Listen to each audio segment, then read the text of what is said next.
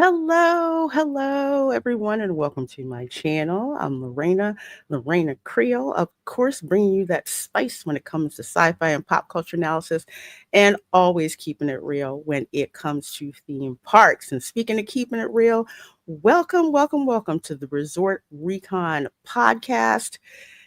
Usually I'm in the parks live, but this podcast I'm in studio to bring you guys news and answer your questions. But it's not just me, a select group of theme park nerds like myself drop in when they can, and I am so excited that one of my friends who's been kind of busy with life and hitting those Disneyland parks. So I'm glad he's here so we can pick his brain for all he knows. And that would be Theme Park Casual. How you doing, my friend?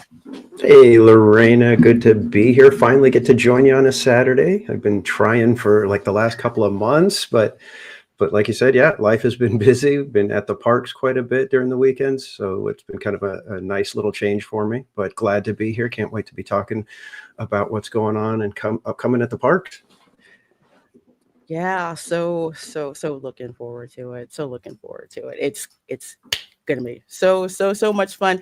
We've got some other folks that are going to be coming in because you know how not all the friends do not arrive at the party at the same time. Okay, you got the ones that arrive early, the ones that arrive on time, and the ones that are fashionably late. So Right. we just keep back and just have fun on the channel. Hey, Ron, speaking of that, says I'll be dropping in. Just give me a few. No rush, no rushing, no worries, no worries. So let's see who we have here in the chat. I see you guys starting to gather, both here on, well, I should say here and there.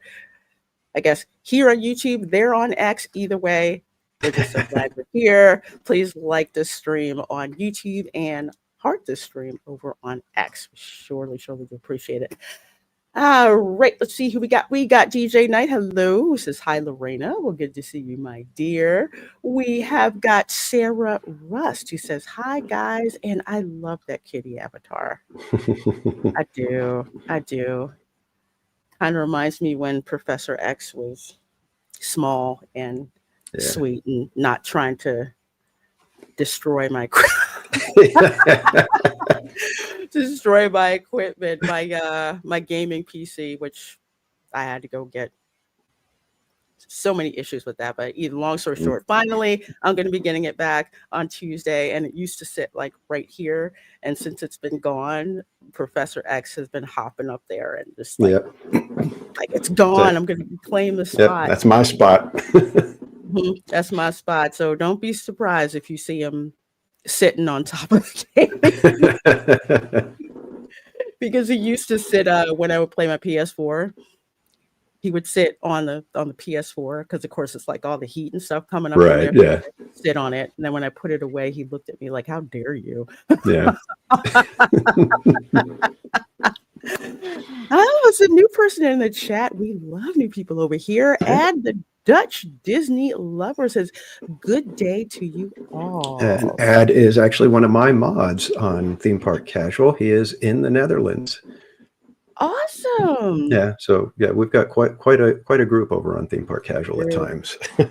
Yeah, I like sneak in and watch while I got stuff going on so I can see what Casual's working on. But yes, the Netherlands, wow, that is on one of my bucket list of places to visit because I want to actually see Rotterdam in spring with all the tulips. And, yeah, that'd be amazing. Tulip is my favorite flower, so they're so beautiful. They're so beautiful. I did a tulip bed for my mother before she passed away in front of our house because that's what she wanted. But she's like, I don't want to plant all those bulbs, and then I wound up doing it. It was so much work because you have to plant them, like in the fall. It was so much work, but when spring came around, people were like stopping to look at the flowers and everything. I'm like, yeah, I'm glad you guys love it. And then found out some of the tulips I planted, you got to replant them. I'm like, are you kidding me? I got to do all that work again. Okay, well, thank you for 55 says, hey there. Well, hey there, and good to see you, my dear. Buddy Hepburn is here, who says, howdy all. Well, howdy, howdy, howdy. We have got Keely Chow, who is somewhere I'm so jealous of because I always wanted to visit Hong Kong. Says, hey, Oh, everybody. wow. Good early morning from Hong Kong. I'm so jealous. So jealous. Hong Kong is beautiful. And Are they checking out Hong Kong Disneyland? Do we know? ooh, let us know, Keely Chow. Yeah. Because I would Be love. curious. That's I think the smallest of the castle parks, isn't it? I think you're right. I think it's the smallest one. Yeah, As far as area goes. Yeah, because Hong Kong area is at a premium, and plus it's extremely pricey. The only reason I know that is because some friends that I know who moved to Vancouver, British Columbia, with the Chinese takeover, they weren't quite sure what was going to happen. So a lot of people pulled their money out of Hong Kong and they took it to like Vancouver and other places because they were just not sure what was going to happen. But yeah, that is a pricey area and a beautiful area. Oh my God, the boats and everything. And of course, Casual's already here. Says, hey kids, love seeing ya. And let's see, trying to make sure I get everybody. Tom F, another one of my amazing mods, along with Keely Chow, says, hey all, welcome in. I was watching your launch video while I was putting my makeup on. So very cool. Feel free to put the link in the chat to that. I believe that's the SpaceX mission that was launched to get the stranded astronauts back. So I'm so glad to hear that. And considering how disappointed I was with what happened with NASA, I am very, very glad that SpaceX and the likes of Blue Horizon have been picking up the slack. It's awesome. Hey, Juliet says, good evening, Lorena in chat. Well, good evening to you, my dear. Always good to see you. And we've got Braylon Lee who says, hey, people, hope all is well. It is Resort Recon time. By the way, I do hope you get that job, my friend. Universal will be blessed to have you. Well, thank you. It's an interesting process when you find out that you're kind of too expensive to hire. And like we bring her in and man, she's going to be running everything. Yeah, well, that happens. Let's see. It would at least be in good hands. Yes. That would be my my dream job, since at one time I wanted to be an Imagineer, but Universal Creative, especially given what's happening. Yeah. Epic universe. I don't want to go off tangent, but after seeing Disney's presentation at South by Southwest, it feels like there's a shift happening in the theme park industry where, the ones that should be the ones that should be wowing us have the audience giving a collective meh. And then ones that, you weren't expecting it. It's like everybody's chomping at the bit for Epic Universe. And little by little, the details are, coming together even more and more. Everything's put, they're putting final touches and it's looking fantastic. I really hope they knock it out of the park. I hope they don't have the usual, first day blunders and things that go wrong. That's what everybody's focusing on. I hope that doesn't happen, but Yeah, I hope not. It seems the phased way that they're doing it and controlling capacity. I know folks are like, why do they have to do that? And I'm like, on second thought, I'm like, actually, I kind of like that. Because Disney used to do that with their parties, especially the Halloween parties. You pay this amount of money and it's less people, so you can enjoy everything. And with it being a new park, I would rather they limit capacity so they can flush out certain things before they open it up. And you want those first visitors to really come back and tell their friends, oh my God, it was amazing. Absolutely. And after, like you said, they can work out, some of those little bugs and things that they weren't expecting with, smaller crowds. then it's like, okay, now we can bring more people in because we know how things are going to run and we can get it smoother. So yeah, hopefully it works out, like I said.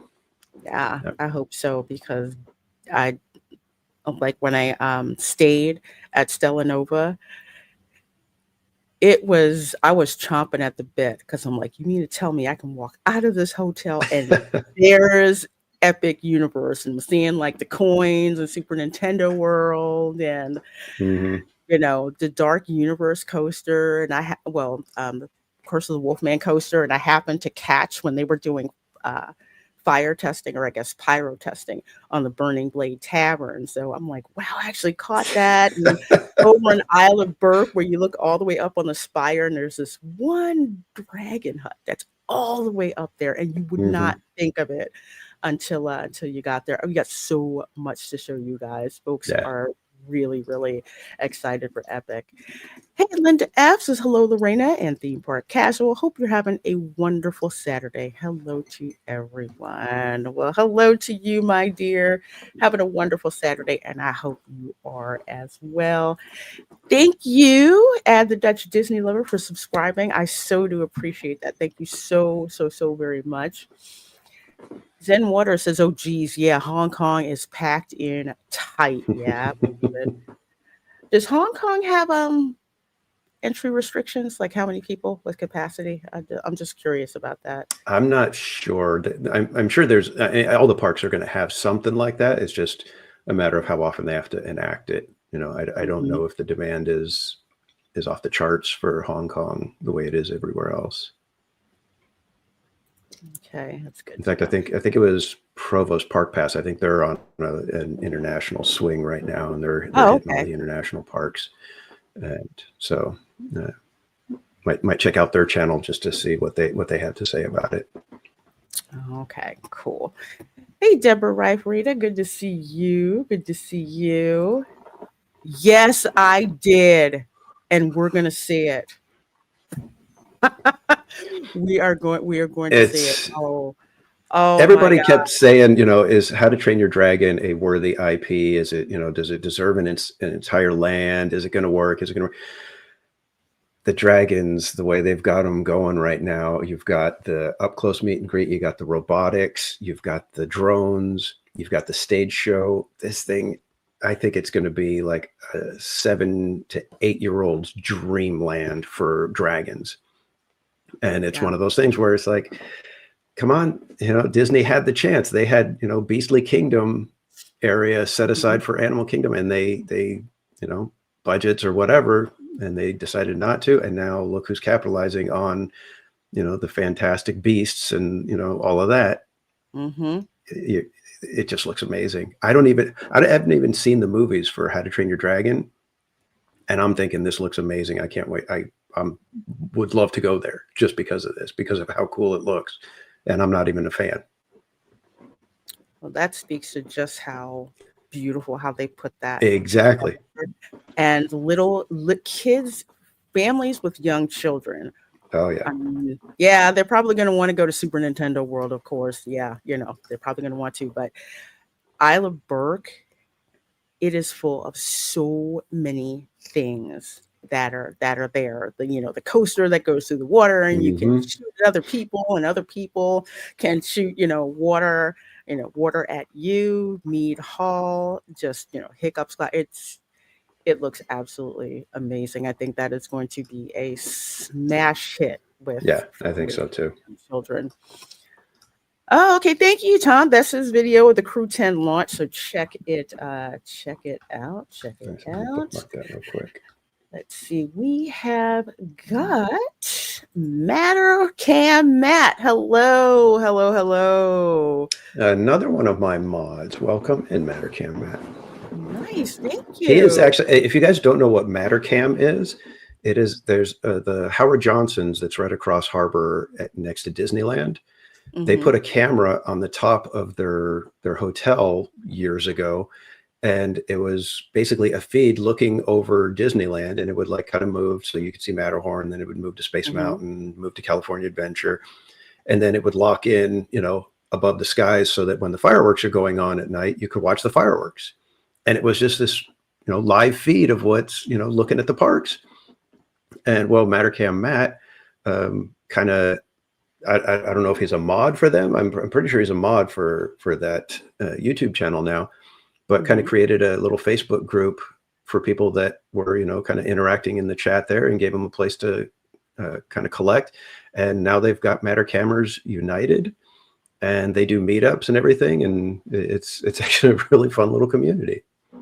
So if you're ever jonesing and you just want to see some views of Disneyland, or you'd like to see some fireworks from the distance instead of, you know, trying to find a live streamer that's got a shaky camera and moving around and whatever, just go to just look up Mattercam on YouTube. Wow. I'm going to have to check that out. I've only been on the Matterhorn once when I lived in LA and went to Disneyland. I'm like, oh, is this the famous Matterhorn? Because I would hear people talking about it. I'm like, we don't have a Matterhorn at Disney World. We don't have that. So got to ride, and it was fun. So it's just great nostalgia with that. I'm like, yes, I'm so glad I got to do it. So looking forward to all of Epic. Yes. And if you are a pass holder, trust me, as soon as they drop news about pass holder previews, you will be hearing. You were hearing from me. I've got I want to say, tweet on X. Also, I've got people to hit up on their bat phones as soon as they drop information about it. One of those things. Hey, Going Shogi says, hey, good to see you. Good to see you. And Adventures with Roto Commish says, hey, kids. Well, hello. And I like that avatar. Yeah, Roto Commish, also one of my mods. They must have got the message on X or something, because I let them know, hey, we're going to be live on Lorena, and so they're all dropping in. So thanks, guys. Yeah, I'm so glad. You guys are here. So glad you're here. Yeah, I got to hang out with Roto Commish when he was out. He was out here filming stuff for Knott's Berry Farm and Universal. So got to hang out with him for a little while. Universal's original characters. Yes, they do. Yeah, exactly. Exactly. And we're going to look at it, because with the Wizarding World of Harry Potter, you could not have read the books, not watch the movies, and you go there and you get a sense of exactly what it's supposed to be like. And yeah, that's what I thought we were going to get. And that's what was on board to have done, until a certain person said, nope, stop, nope, doing something else. Max, relax. Hello. And welcome, and thank you so very, very, very, very much for that super chat. You know, I'm gonna have to take you up. It's just pathetic. Join in, folks. It's yodeling time. Here at Lester's Elephant green screen effect. If you've never watched a Goofy movie, you are missing out. Oh, you're so missing out. I love that movie, and especially love that scene. Especially the kid yelling, I don't want to go. And it's like they're walking into like these jaws. That's the gator mouth at Gatorland. Like right. A direct rip off of it. Yep. That is just getting a spring vibe from the colors. Oh, thank you. Yeah, I'm a little lazy. I got my Mardi Gras stuff up there, and I may have some St. Patrick's Day stuff. Maybe. Oh, that's right. I got to break out my St. Patrick's Day shirt.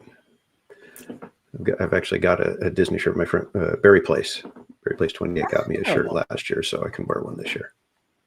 Oh yeah, I can't wait till Barry Place is able to come back on the show too. Yeah. I was actually over at hey Prime -1. Good to see you.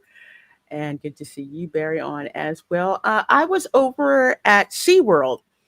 They have a St. Patrick's Day thing going on. So they have, people who are dressed up like leprechauns and whatever on stilts, and they've got music, and all the team members, well, a good percentage of them have green shirts on Oh, for very cool. St. Patrick's Day. So it's so cool. I'm continuously impressed with what SeaWorld is doing. And honestly, SeaWorld, they've got to up their game because they're trying to pull some business from Epic Universe. Yeah, that's another one. And SeaWorld, they would do good is to continue what they're doing with the entertainment stuff. They're doing good with that, and it seems Mhm. like most of their coasters and new additions are doing pretty good.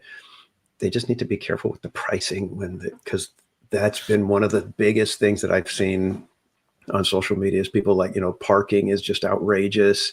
Out here at San Diego, it's like, I think $40. That's more than Disneyland, to Mhm. park. And then they've got the surcharges that they did on the food. And 5%. Yeah, that's on yeah, that. it's like, you got to be careful with that because that's a real quick way to have people, leave your park thinking, what, I feel like I was taken advantage of. And Yeah. maybe we make it a once every 2 to 3 year trip rather than a every year trip, or get a pass and come back a Mhm. bunch. So that's where they need to be careful. Everywhere else they seem to be doing really well, but yeah, the pricing is where you can really lose the fans real quick. Yeah, because if they push out something like they did for Christmas, because my sister and her family came down here for Christmas, they wanted to go Disney, but like, nah, it's too expensive. They wanted to go to Universal. They're like, well, we can't swing it because it's a family of 5. SeaWorld had this thing where you pay $99 for, I think, for adults, and I think it was half that for kids. You pay that price, you could go as many times as you wanted up to January 1st. Oh, wow. So they did, if they put out packages like that, because they really Mhm. got their money's worth. I mean, but they were staying at like the was it it's a Hampton Inn that was really close. It was like right across the street. So they didn't pay for parking, because I told them my parking was $40. Unless Right. I go with you, and then you don't have to pay for it. But they did, and they took advantage of that for like over a week.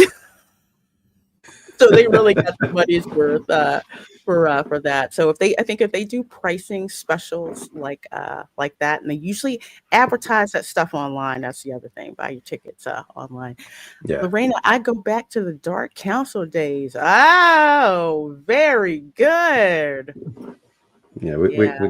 got somebody who's been around for a while. Mhm. Long time, probably around when I wasn't on the Dark Council, and I was just stirring up mischief in the chat.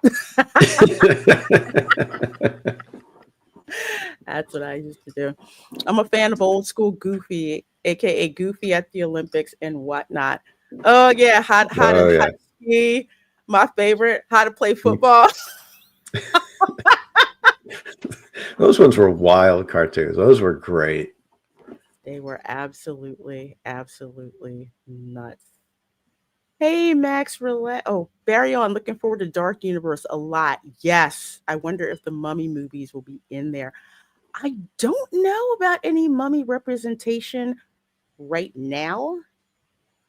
There's room for expansion, and Universal Yeah. has said they are already working on the next big things that are coming out. So it would make sense.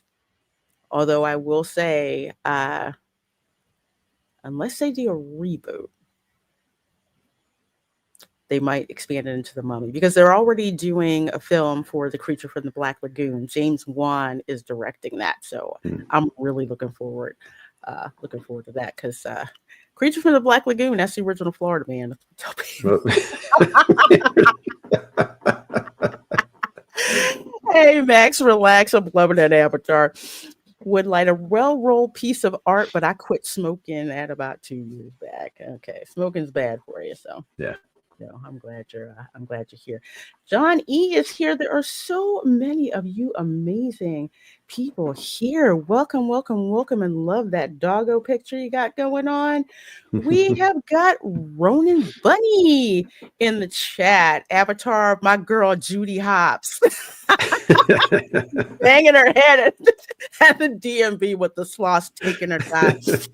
Oh my gosh, that was hilarious. Good morning, Lorena. Well, good morning. Good morning. And we are going to go ahead and go through some of the topics we have for the show today. First thing I want to see, we're talking about SeaWorld. So SeaWorld Orlando gives behind the scenes look at new ride and exhibit. Now, one of the coaster companies, because we like to talk about the coaster companies, is Mack Rides. And Mack, I believe, did the Slinky Dog Dash coaster over in Walt Disney World. For Epic Universe, they did Stardust Racers. And I think they did Fire Drill. That's the one with the little barges that you can shoot water cannons from. It goes through the water. There's people who can shoot at you, and there's targets and everything. So very familiar with Mack Rides with their coasters. And they are from, I wish Erica was on the show. I guess she'll get here in a little bit. Mack is a German company. And what she told me is that the Mack family, literally, they idolize Walt Disney. And Europa Park is with that spirit of Walt Disney, and you can see it in so many of their attractions. But here, SeaWorld Orlando will unveil its new ride this spring, offering an immersive Arctic journey and educational animal exhibit. So this is actually over where you can see the beluga whales. And when you walk in there, it looks like a ride queue. How it's decorated, it kind of gives you a feel for, like, say, Expedition Everest with how it's laid out, but Okay. but you're in the Arctic. Preparing to debut Expedition Odyssey, a state-of-the-art flying simulation ride. It's set to open this spring, and the ride promises a fully immersive experience, engaging all 5 senses as riders soar over icy landscapes. Have you ever been there to see the penguins? Oh, yeah. It's always like a nice brief interlude from Absolutely. when it's a hot day. Yes. You go hang with penguins. This new ride's going to be pretty cool, though. Yeah. Beloved Wild Arctic exhibit there, going to get a major facelift, enhancing guest experiences and animal habitats there too. Tentuba Bay got a sneak peek. Next week on Tentuba Bay Plus, we're going to talk with. So that's going to be really, really, really cool. It's like, how would I say? It's like Soarin', but not really. It's kind of based on Soaring, where you have those. Right. Where you have those 3 rows and they kind of roll it up like a Rector set. Right. But with this, there's more dynamic motion that's going on. So again, it was it had to fit the space that was already there for Wild Arctic. And I cannot wait to check this out. It looks like it's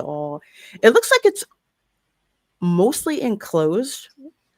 I would say one of my biggest beefs with Soarin' is, and this is just me because engineers are weird. If I'm on Soaring and I look to the left and to the right, I can see where the screen ends.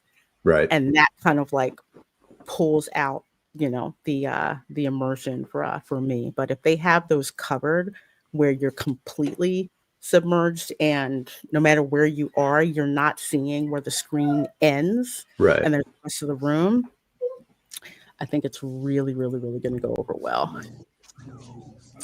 Yeah, I get a kick out of when other companies try the basically Soarin' was, kind of a groundbreaking attraction when it debuted back in 2001.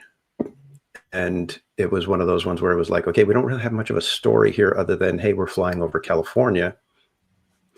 So when other companies have tried it, and I've been on the one at Legoland where it's the Lego movie version of it. So you're on the double-decker couch kind of thing. And I think it's a triple-decker couch at that point. But that one has a little bit of a story and you're like actually doing something. And I was like, this is actually pretty darn good. I was really impressed with how well it was done and how the sensations translated very well, even though it was still that, somewhat simulator feeling. It was really well done. So I'm hoping that, as these companies take these projects on, that they are taking it to the next level. They are trying something different, trying to make it, a little bit of their own and do something really cool with it. Because it's a fantastic technology. It really did, kind of shake everything up when it debuted. So it's great to see that companies are still investing in it and they're trying to plus it and make it something even bigger and better. Absolutely. I love seeing. It's like it reminds me of one thing, and they take it and then they plus it up. Yeah. Ronan Bunny says in San Diego they replaced Wild Arctic with a family roller coaster called Arctic Rescue. I wonder if Mack Rides worked on that as well. That one was Intamin because it's got several launches, and it is okay. It's a fantastic little coaster. I would have put it up against Big Thunder if they would have themed it properly. It's unfortunately just kind of an out in the open coaster, but the feeling you get because you're like riding on a snowmobile. That's the idea of it. So it's like the bikes, kind of like Tron almost. It doesn't have the full back support and everything, if I don't recall. But you're like sitting in a seat and you've got your little handlebars. But the launches and the swoops and turns it's really good. It's a family coaster, but it is really well done. If they would have spent the money to theme it like a Big Thunder, so that you're actually within the ice caves and stuff, it would have been good enough to put it up against Thunder Mountain. That's how good the ride itself is. It's the theming that just drags it down and makes it just an average coaster. If they would have themed it, it would have been, in the upper echelon of themed coasters. Seriously, it was that much fun for me. Yeah, I love Intamin coasters. The Velocicoaster that's over in Islands of Adventure at Universal Orlando. That one's like a big time bucket list for me. I'm dying to get on that one. Dying. I hope I can get there before I'm too old to get on coasters like that anymore. Well, you have to get in the front. You have to ride that sucker in the front. I've done that so many times. I know a coaster is awesome when you go up that super tall hi hat and you're starting to rethink maybe if this is a good idea or not. Seriously,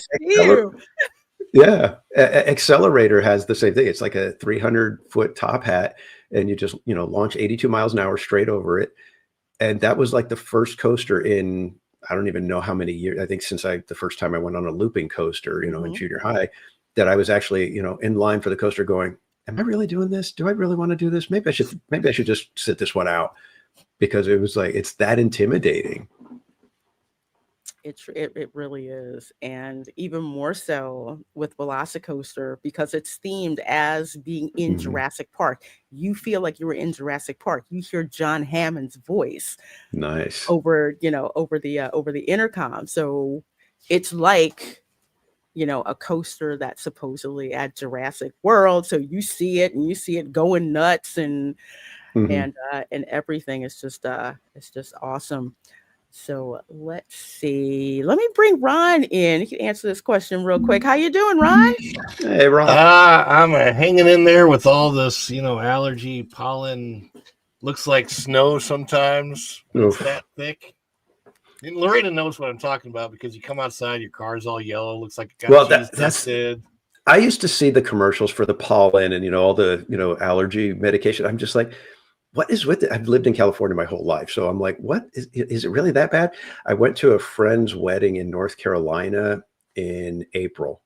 And my God, we went outside one day to sit at their, to have a picnic or whatever at the benches. And I'm like wiping away, just tons of green dust off of everything. And I'm just like, and they're like, oh, it's a good thing you weren't here last week. That was all in the air. I was like, what are you guys? Why would you live here?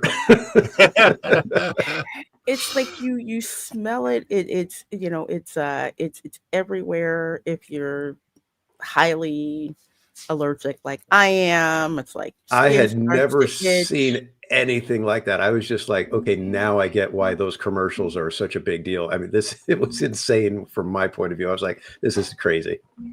I thought I was safe when I was living in Los Angeles and I wouldn't have to deal with pollen, but apparently I had to deal with smog.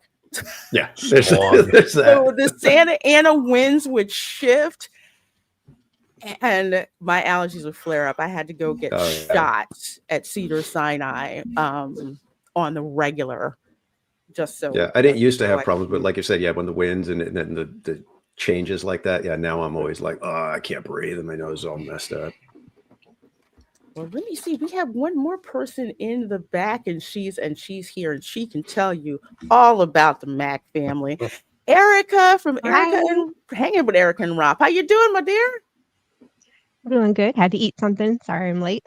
No, that's understandable. It's just like I told people, in the beginning of the stream, you got some friends that arrive early, some that arrive on time, some that arrive fast and be late. So that's okay. Good to see you. We're talking about the new coaster, well, not coaster, but kind of like Soarin' 2.0. Mm-hmm. The one that Mac Rides put together. It's supposed to open, I think, in April. I know I got notice that I could get a quick queue. I was about to say fast, but quick queue as a pass holder when this comes out, and I'm so excited to check this out. See, so this is SeaWorld. This is SeaWorld Orlando, right? Yes. Yep. SeaWorld, SeaWorld Orlando. Oh, So I just they're in me. That's where it's going to be. So I'm this is guessing like this is. Yeah. I think this is the replacement for the.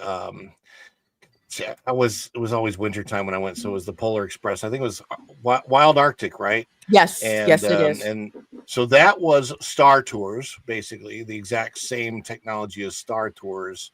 But they put you on what was supposed to be either, depending on the time of the year that you were there, it was either some type of a helicopter thing where you would tour the Arctic, or if you were there at Christmas time I think they had maybe a 5-year contract or something, but it was the Polar Express.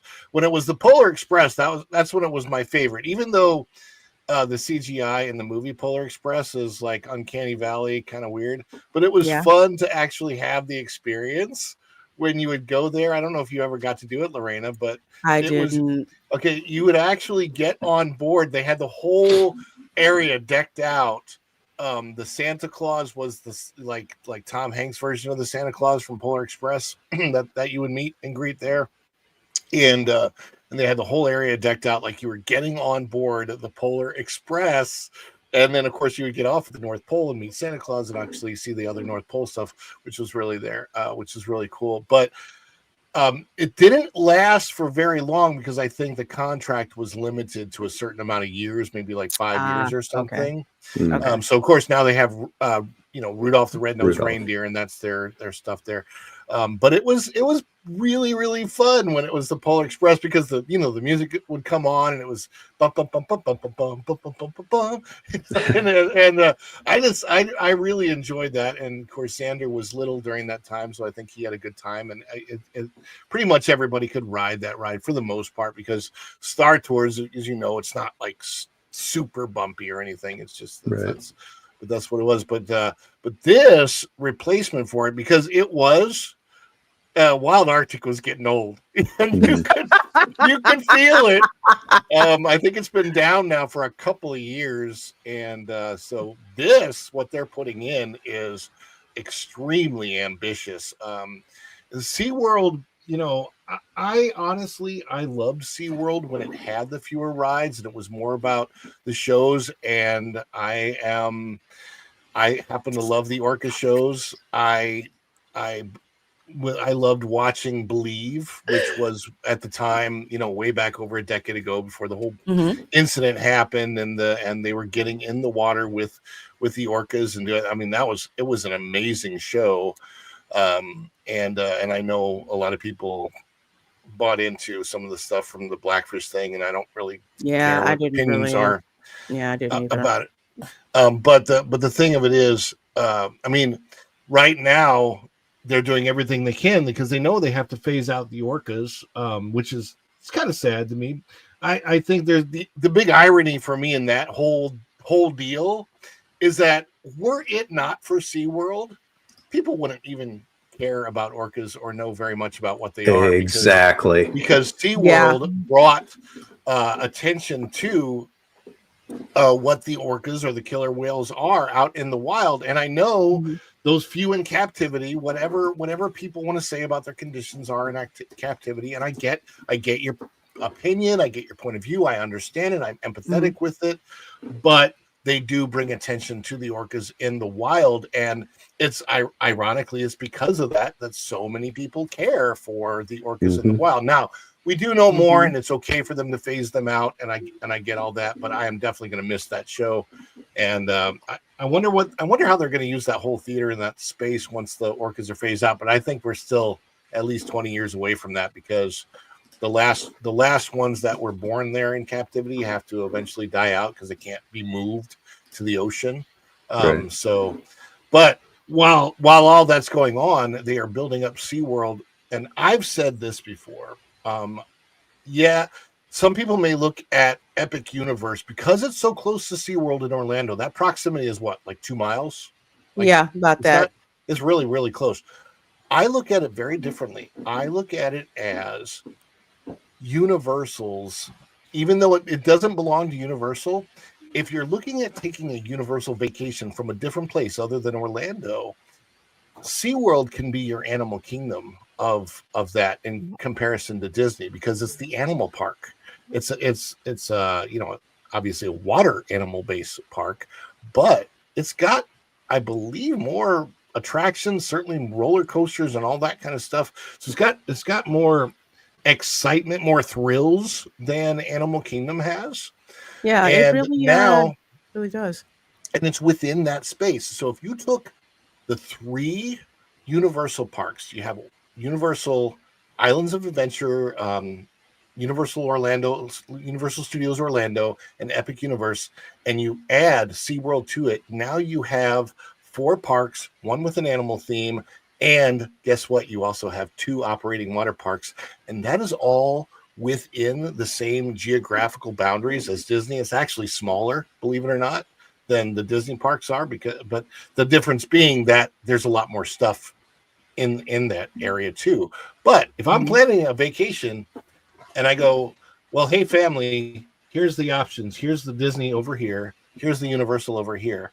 Universal is going to be way less of a price. You can add on SeaWorld to it and have your coaster / animal park, and you're going to have just as good of a vacation, if not better, than going to Disney World. And here's the kicker: if you stay in, for example, Hard Rock or Lowe's while you're doing all this, you get that fast pass for free instead of paying $450 per person per day for it, as you would at Disney.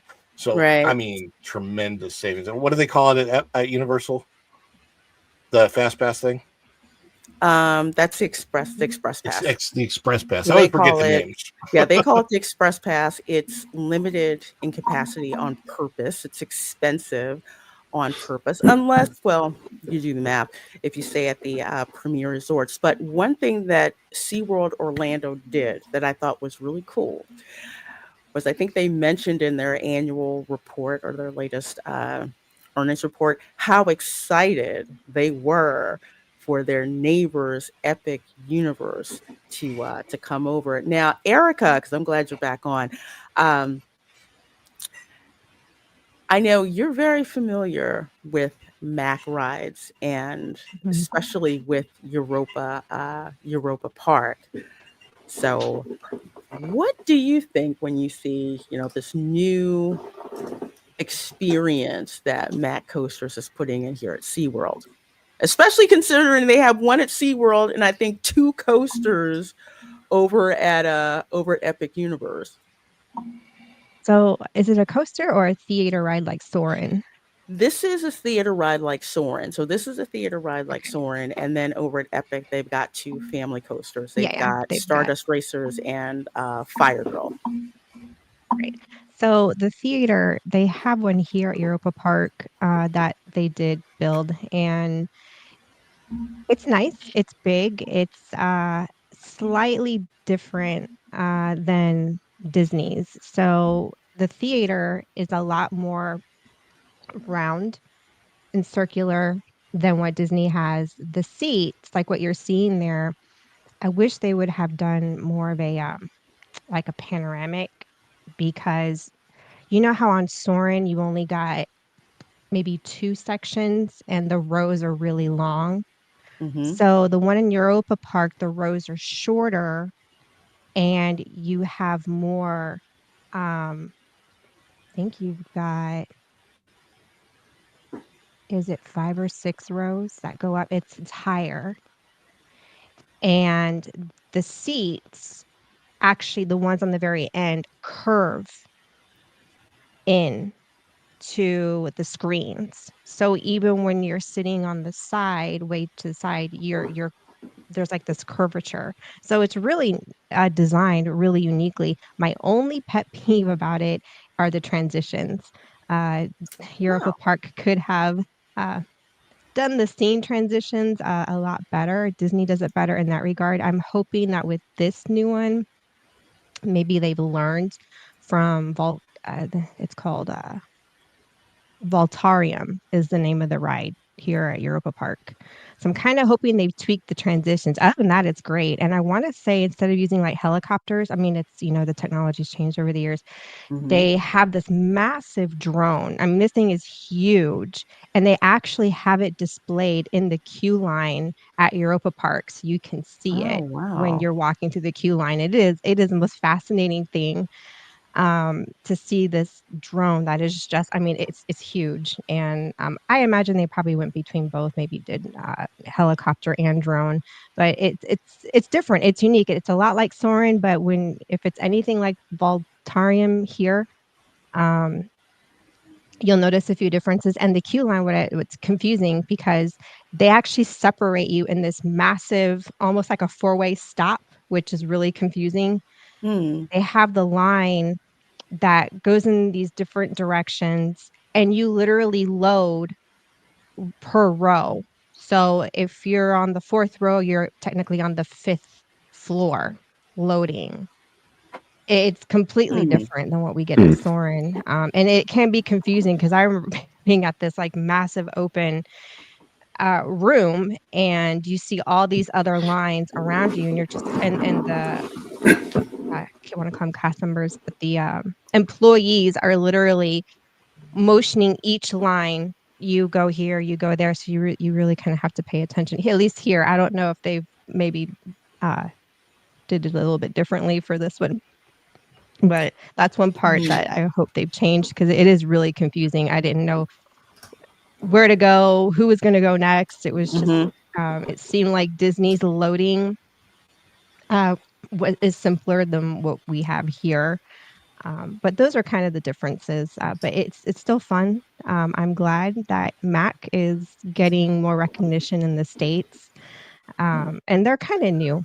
They're up and coming, and I can tell they're really trying to compete with Intamin.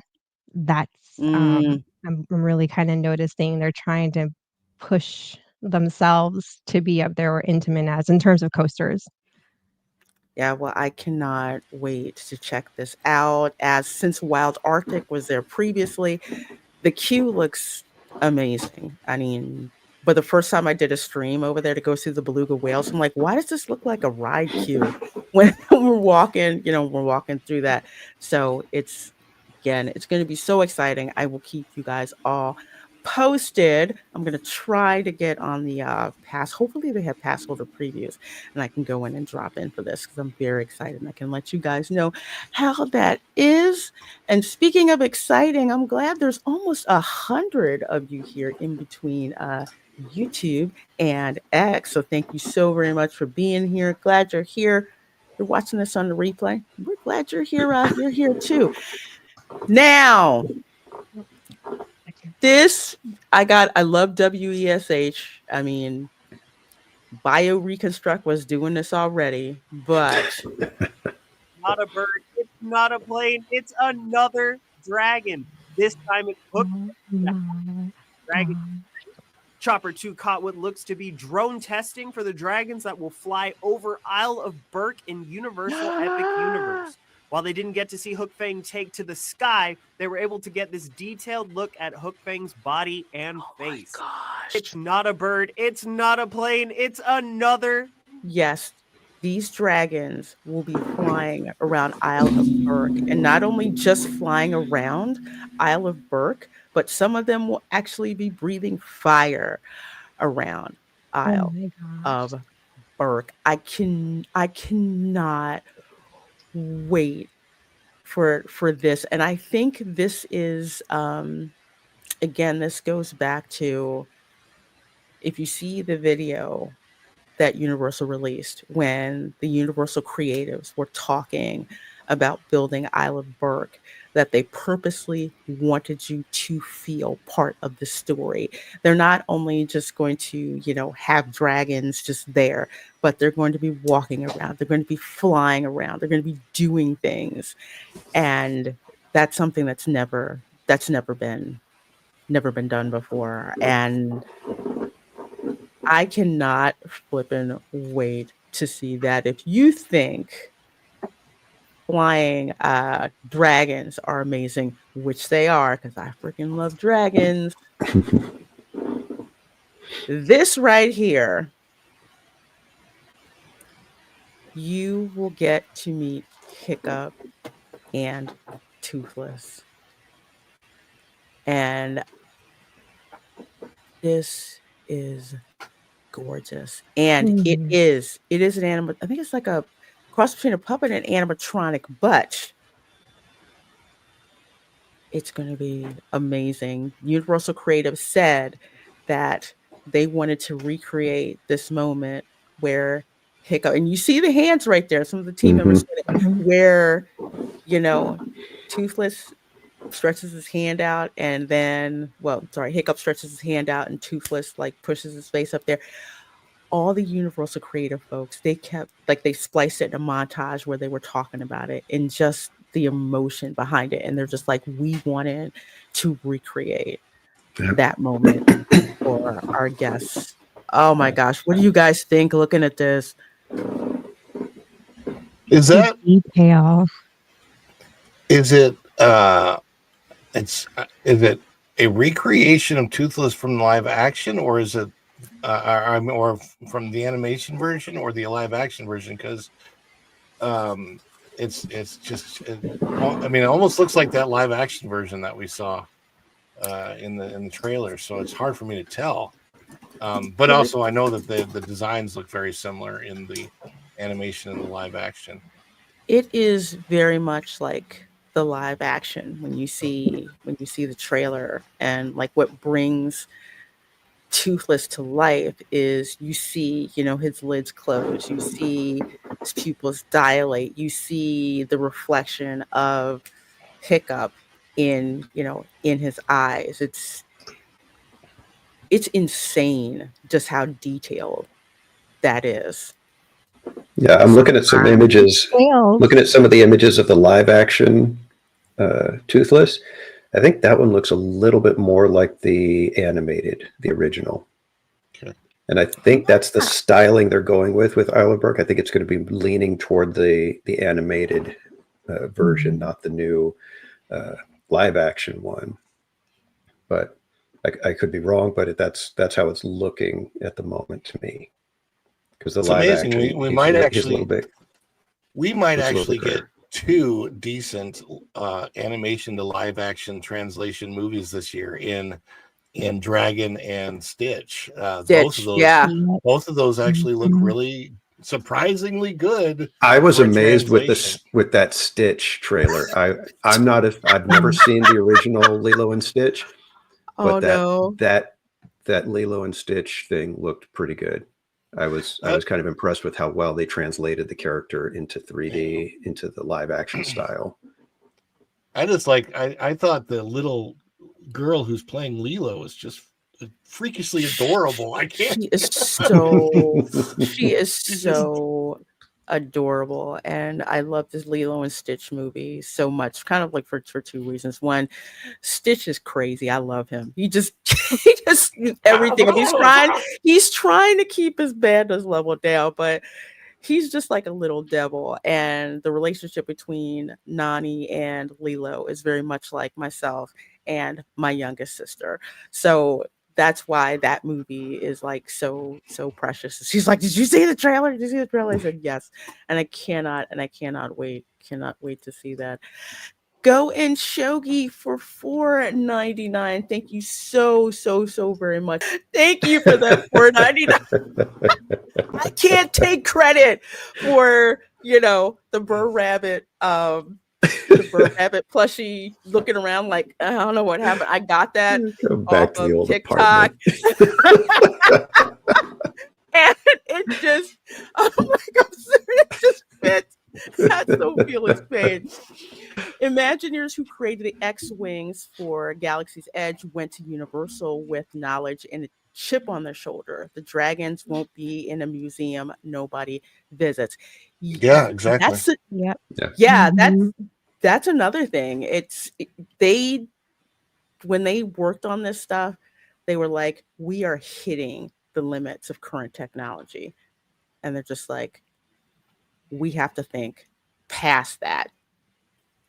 And the stuff that they came up with, it is, again, remember, when you go into Epic Universe, the portal that you walk through to go into Epic Universe, you know that plaque that's in front of each entrance into the Magic Kingdom to Main Street, USA?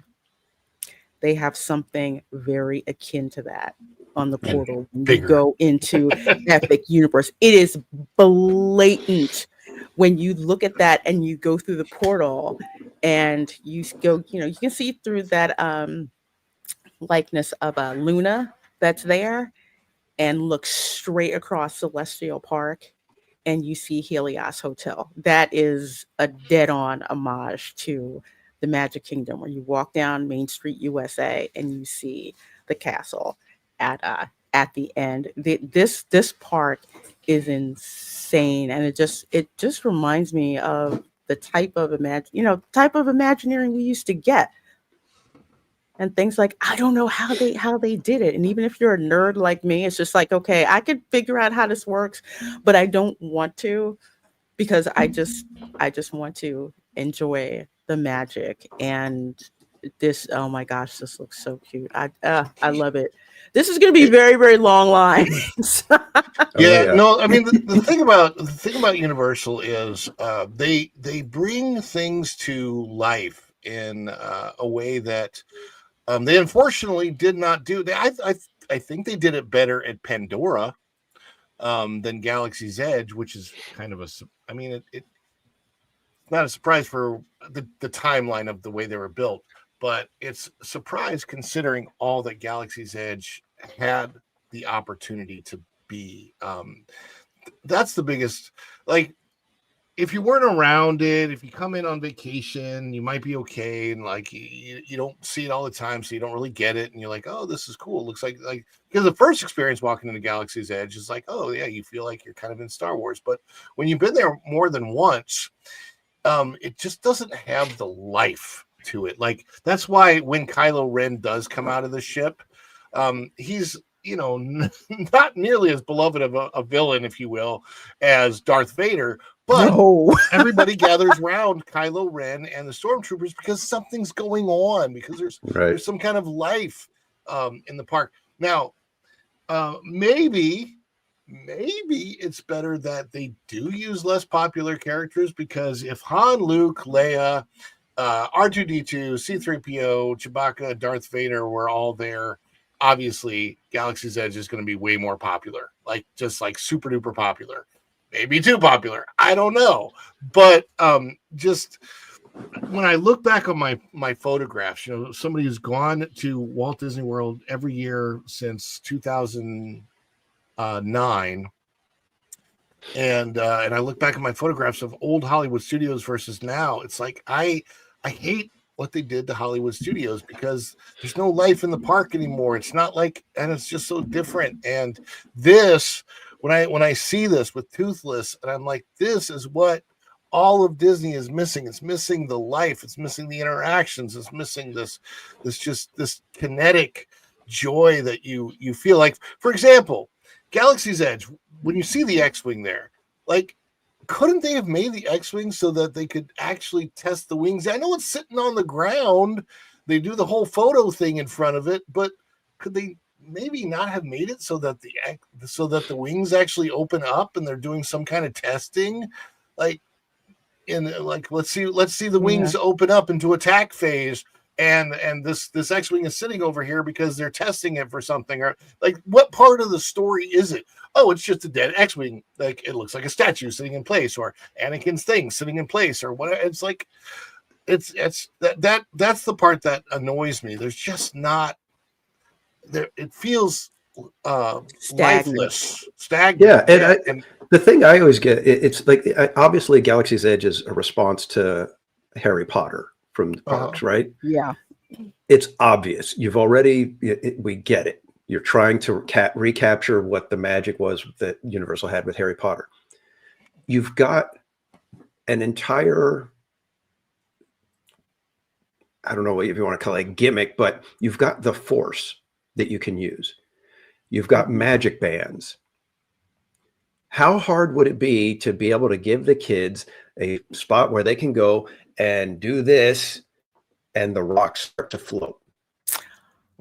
How hard would it be to have stuff like that around the land so that, you know, as you're walking by, there's these, you know, fun little markers that, you know, oh, here's where I do the Force thing, and you go and do the Force and it triggers stuff, and you have it in a spot where, you know, you never know what you might get. This time it might be the rocks doing this, you know, another time it's the trees that start to shake, or a little critter that comes running out and does something. How hard was that? It drives me nuts that they can't see these things. Yeah, it's all over Diagon Alley. It's all over Hogsmeade. I'm sure it's going to be in Ministry of Magic with the wand. And if they wanted to put even that behind any kind of a paywall, put a chip in the lightsabers that you go to Savi's workshop and build. And no, you don't have to have the lightsaber out, but by building the lightsaber and you have it on you, now you have put it in the storyline somewhere where you have a kinetic way to use the Force, right? Like do something with the storyline when you're in Savi's and you're building it. It's like this lightsaber will now be your connection to the Force. And then if you have that on your hip, you know, you've got the lightsaber hilt, obviously not the blade. I don't know what you do with the blade, put it on your back. But then with that hilt, you can go and do the things that you would do with the wand.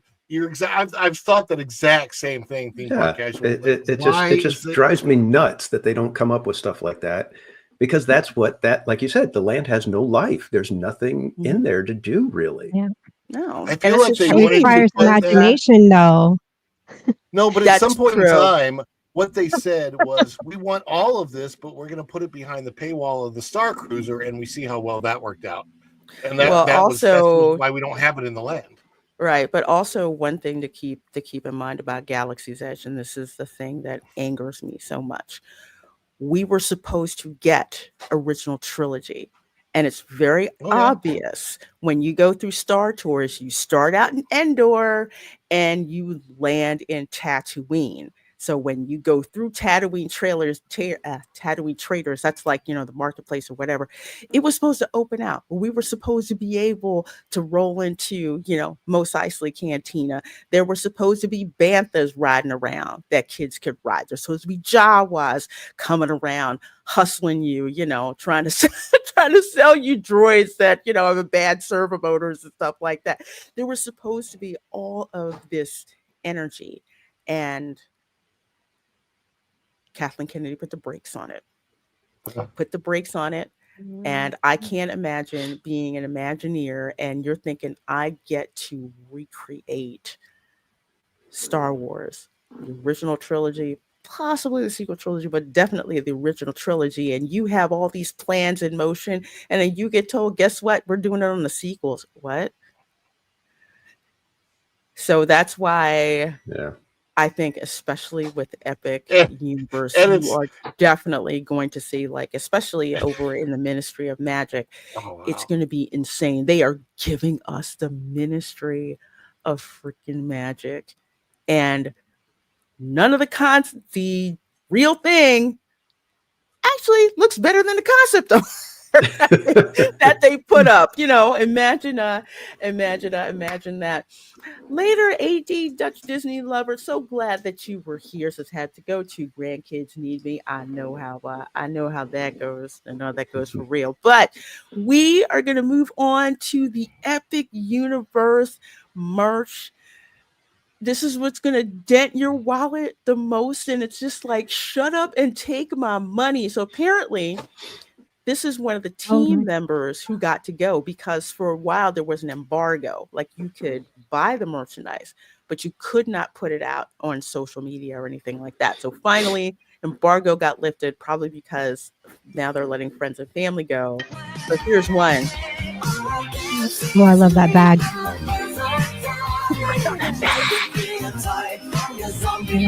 Oh, yeah. Oh, shirt. Oh, pajamas. Yes. I'm gonna get Oh my gosh, what is that? Oh, what? Yoshi! Oh, that's cute. I like that. Yeah, Niffler we've seen before. Have not seen that. Ministry of Magic retractable lanyard. No Bride of Frankenstein wig yet. I want that. That's what I want. I want the Bride of Frankenstein wig. But oh my gosh. Yes, this is why I'm here. Yep, this is what you came for. All this merchandise. But this is just a portion of the merchandise that's out. I had to return this. Oh, that's too funny. I Dracula. want to smell that cologne. I wonder. Is it cologne? I think it is. Because here they're like, what did you say? I have to take it back. Yeah, I had to return this. That's probably what it is. It's probably Dracula cologne or something like that. Never would have thought of that. But courtesy of the Orlando Informer, who has some amazing meetups. Definitely do one if you can. Universal Epic merchandise revealed. This is so what's going to put a dent in your wallet. So this is a Wizarding World of Harry Potter merchandise. First of all, the robes are different. Yeah, I noticed that. That are like a light blue catch in the in the middle, and they had some of the stripes on it. I don't think I've ever seen the ones with the stripes on it, but beautiful how they look. So it's nice to have a different robe, so to speak. But these are patterns, since I guess this is in Paris, that it's okay, more of like a French flair, French style. Because even the wands that you buy over there in the wand store, they are different. It's like a lot more how would I say it? A bit more flair to them, and they are the version 2 wands. Actually, Tom F can speak to that because he got to get a couple of the version 2 wands. But see, they're saying step into 1920s Paris at Epic Universe, Wizarding World of Harry Potter, Ministry of Magic, where merchandise perfectly matches the era. So at Les Galeries Magnifiques, you can dress the part with 1920s era wizarding robes, complete with berets. I've seen the berets and neckties, along with stylish messenger bags and featuring built-in wand holders. Plus, show off your Hogwarts pride with an array of jewelry and accessories. The fact that this is 1920s, what Disney cartoon that they destroyed an existing ride for is set in the 1920s? Oh man, you stumped me on that one. Princess and the Frog is set in the 1920s. Oh, that's right. That's right. It's 1927. Calendar's in there when you walk in. Yep. So it's 1920s. So it's going to be very, very interesting. They're doing 1920s France. Oh my gosh. I gotta blow this up. That looks so nice. Oh my God. Look at Ministry of Magic. What? I need this hat. This hat that says Aura up here. Let me blow this up. See the Aura hat? I already have the. Is that a lamp you can actually get? wand stand. So let me blow this up so you can show you guys. I got this from Stellanova. This is the Aura wand stand. I saw it and I'm like, shut up and take my money. Shut up and just take it. Because I'd never seen one like this at all. But I'm like, I need a wand stand, for my wands. Although Professor X keeps knocking it over. Max said, looks Trumpian. It was quite freaking awesome. I thought it was so cool. But look at this. The desk light, an Aura jacket. I'm scared to find out how much that's going to be when they wind up. See, Zen, you saw the same thing I did. I want that Ministry of Magic. Yes, Ministry of Magic jacket. Make Ministry of Magic great again. Or is that a duffel bag or a lunch? Though that's a duffel bag. I think I showed you guys when I went over to Stellanova. They have like a canvas. They have a canvas bag. But yeah, this one's like a duffel bag. And is that a Ministry of Magic towel? I couldn't tell, a towel or a blanket. It looks like a towel because it's small, not as big as a blanket. So they've got a towel. They've got a banner. This is what I get a kick out of. This is what Disney was trying to recreate with Star Wars and even Pandora. And anytime they do even Cars Land, I would say, they're trying to capture what Harry Potter did. But Harry Potter, it was just such a different animal, such a different fan base and different, even the merchandising. If you look at it, everybody chooses loves to decide, which house they belong to. And right there, you've got a pride factor with where which house you belong to. So you've got built in 4 different properties. And then you go into the Ministry of Magic, all these different things. But the catch is it's all real world stuff. It's not like Star Wars where you have to come up with a crazy thing and it's got to be Star Wars-y. Harry Potter can do real world things that you would wear out and about. Star Wars, it's like you're not going to necessarily wear all the different weird stuff. And if it looks like a t-shirt, it's like, well, that's just a t-shirt.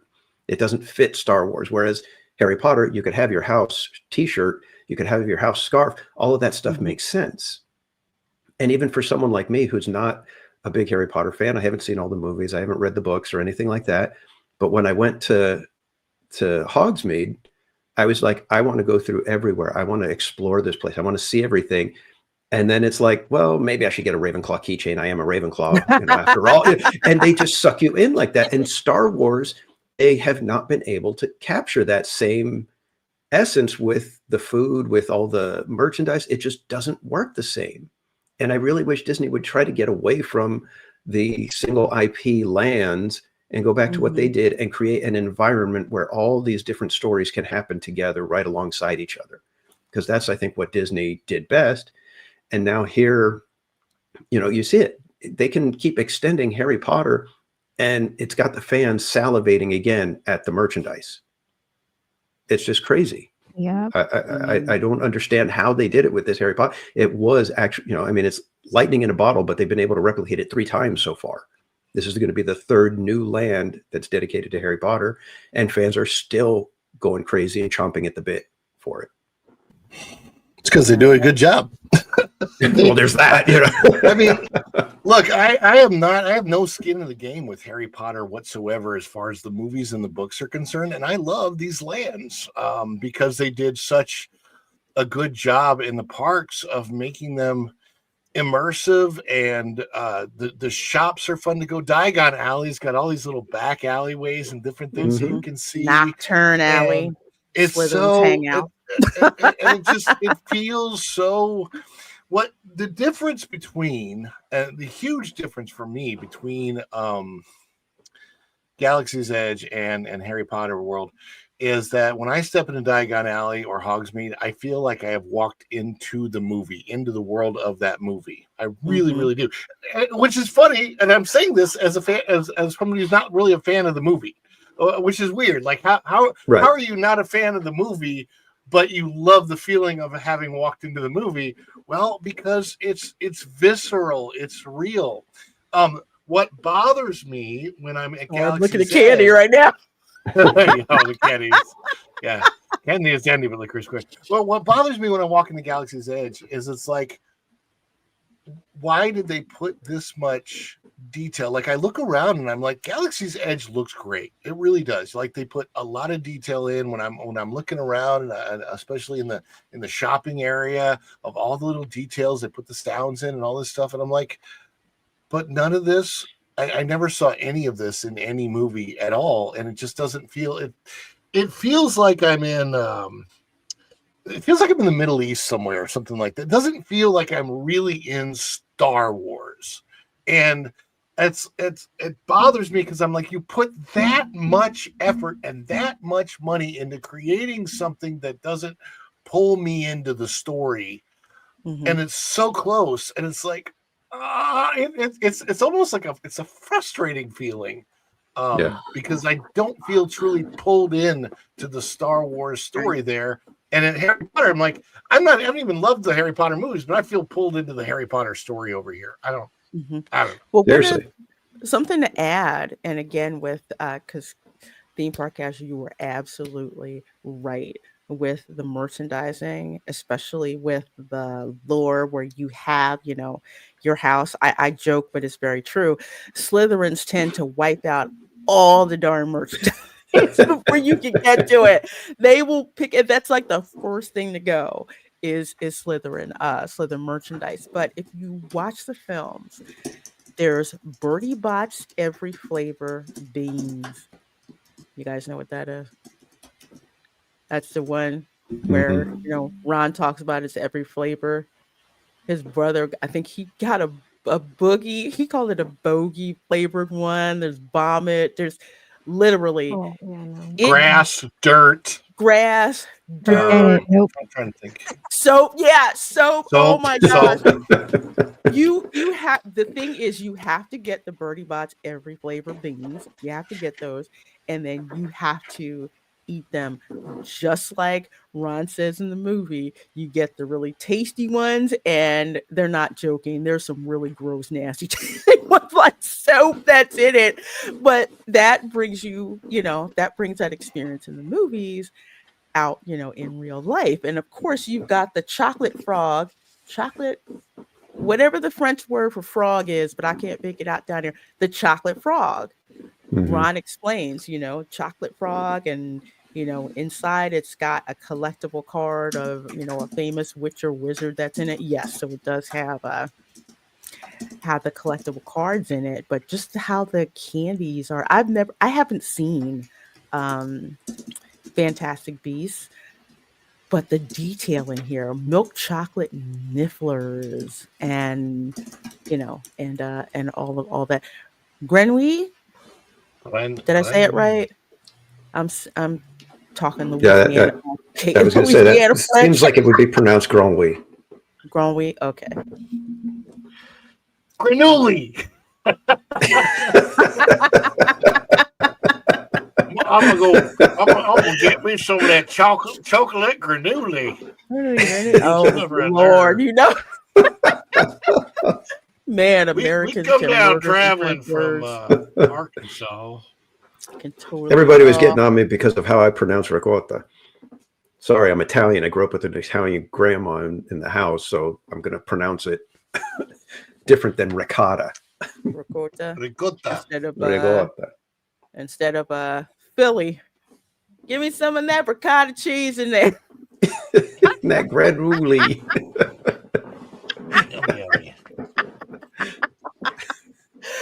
Oh my gosh, I was trying to pronounce Sure, I'll have a quesadilla. Yeah, no. Oh my gosh, the sweet Italian cheese. I can't believe it. Mascarpone cheese. I think I pronounced it right. I'm sorry if I murdered it. Yeah. It's one of my favorite Italian cheeses, because when I make key lime pie, I do not like meringue because it's not like my grandma. So I don't like it. So I'll get like mascarpone cheese, vanilla bean paste because vanilla extract belongs in trash, and like heavy cream, and I'll use that as a topping on a key lime pie. Everyone I know who's tried it, they're like, "Oh my gosh, what is this?" And I think someone else did it too. A couple other people did it too. I'm like, okay, so I'm not alone in doing the whipped mascarpone cheese topping on the key lime pie because I don't like meringue. It's like tasting air. Well, I'm out. They do have a fish and chips at every restaurant in Diagon Alley and in Hogsmeade at the Three Broomsticks. So you can get fish and chips that are there, which are actually pretty good. The fish and chips. That's actually pretty good. Although in the South, it's like fish and chips. We won't send it back, but it's more like, fried catfish and hush puppies. If you want your interesting, food snack challenges at Universal, it's kind of, you get the Bernie Bott's beans, the chocolate frogs, and then you go over to Jurassic World, Jurassic Park, the next one over, and you get all of the different flavors of actual crickets. Box crickets, which you can do, and you can like, hey, let's try it. Let's blindfold somebody, and you're either going to get a Bernie Bot bean or you're going to get a cricket. Oh boy, can you imagine? Yeah, Krista Joe, they did, and they had the blast of me known as gumbo spice. There is no such thing. There is no such thing as gumbo spice. There is no shortcut to gumbo. That's a 3-hour process, which is why it costs so much. Fair warning for the chocolate bar at Tiana's. It's literally the worst chocolate bar I've ever eaten in my entire life. Ew. It's so bad. That and the commercial hot sauce. Oh my gosh. So bad. That is like the trust me, if you're Creole or Cajun, you will walk out of there pissed off.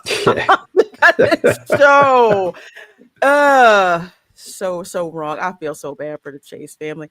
Noah Knox Marshall says, "Hi Lorena, I haven't seen much Disney merch over the last few years I'd put any money into, but I'd be all over that Dark Universe stuff." Yeah, we're gonna get to that because I should have brought it up here, but I have a cinch sack for Dark Universe that has like the comics panels that are inside of it. It's the freaking coolest thing. But of course, this is Nintendo World stuff. It's been like out there. I didn't know about the pillows, so that's something else to put on my list. So power up your collection and wardrobe with a lineup of merchandise inspired by fan favorite characters like Mario, Luigi, Princess Peach, Yoshi, Donkey Kong, and more. At the 1UP Factory and Mario Motors, you will find everything from character hats and headbands featuring Chef Toad, Bowser Jr., and Princess Peach to adorable plush of Mario, Luigi, and Donkey Kong. Plus shop themed collections like the Mario Kart and Yoshi lines. Now, another thing that I will say is that when the Epic Universe Preview Center first opened, people swarmed over to where the Super Nintendo World gear is. And not just that, but they had like a rendering of the portal for Super Nintendo World. Everyone's trying on like the stuff. Come here, Yoshi. Sorry for the stroll. I'm out here. People were trying on like the Yoshi hats, the Mario and Luigi hats, and it was like the busiest photo op that they had there because people were trying, Goomba hats, everything. I got thank Chef Nation for this one because my nieces and nephews came to visit for Christmas, and one took my Yoshi head, and the other one took my blue shell, and I didn't see it for like a week. But yeah, that's where people mostly were, just like putting this merchandise, going through all of the merchandise like crazy. Dark Universe was the second busiest, I would say, but people just, you could tell where everyone was. And this Star popcorn bucket, Now, theme park casual, you've been to Super Nintendo World at Universal Studios Hollywood, right? Yep. Is this like the same merchandise that they have there, or a little? Yeah, it's pretty much the same. They're probably going to introduce a few new things, especially if it's Donkey Kong, because we don't have that over here yet. But yeah, and the other thing is they've got their power bands, which are kind of like the Magic bands, but they actually do stuff over in Super Nintendo World. So you can go and hit the little, the question mark blocks, and you get points, and you have little little games to play. And you have to actually complete some of these ones to unlock another game where you can, do this other challenge. So it's like, that's exactly what you're supposed to do if you're going to make people pay for these bands that, are going to interact with the different things. It's like, make them do something, and you actually collect points, and you can kind of roll your points over as you visit the park more and more. So they're doing pretty much everything, about as right as you can do it. Yeah, I've heard. Let me show this. First of all, that Mario Kart popcorn bucket, I need to have it. So that's the Mario Kart popcorn bucket. That looks so cute. It's got Mario Kart on there. Too much. Shut up and take my money. Of course, we saw the star. I gotta have the star. These are the power-up bands that are going to be for sale. Like Theme Park Casual was saying, I heard nothing but good stuff about these.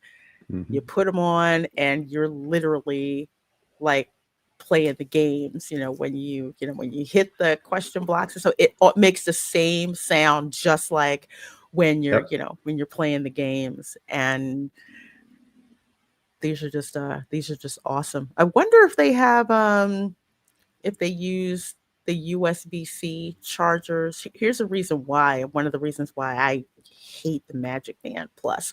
It has a custom charger. Yeah, that is so dumb. I'm like, that's the biggest friggin' that just annoyed me. I'm like, how the heck are you gonna do that? Oh, okay. Lock people into a technology that doesn't even really work. But I see these, oh my gosh. And when you see these Ericas, it like, I don't know which one I want.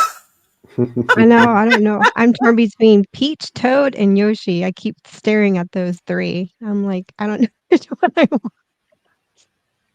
I love the Princess Daisy one, the Donkey Kong. And then they'll have special release stuff. They'll do special bands for, like they'll do like a pass holder band that's only available for pass holders, and there's like limited edition ones, and so they'll keep going. Oh, then I'm gonna wait. Yeah, they've done a bunch of stuff. I think there was like a gold one that they released here in Hollywood. So yeah, I got to get one. Like I said, they're doing it right. This looks so cool. Yeah, I love it, especially technology that works. Because that Magic Band Plus just no. And I would see people trying to like use it with the statues, and they're just like, I don't know what I'm doing wrong. I'm like, you're not doing anything wrong. I'm telling like, you don't do it. I'm like, I work in IT. You are not doing anything wrong. The whole setup is wrong, because you shouldn't have to wave your hands like you're trying to hail a taxi to get the technology to work. You should not have to. Yes, that was my job, doing stuff like this. Like no, it doesn't work. You need to make it work so that humans don't really have to think that much to get the technology to work. If you make someone like, okay, logically, I'm supposed to put my arm up there and it's supposed to work like the commercial, and it doesn't work, and there's no one to help you out. Nah. Well, even when they do work, it's incredibly underwhelming at the statues. You get like 3 seconds of some underwhelming sound that's very quiet. They're really, really quiet. And I get that they don't want to bother other people in the park, but they're very, very quiet. They're very hard to hear even sometimes. Very. And the only good part about the Magic Band Plus is the light show at night, and And if you've had it on all day, the battery will be worn down by the time you get to the night. So you have to remember,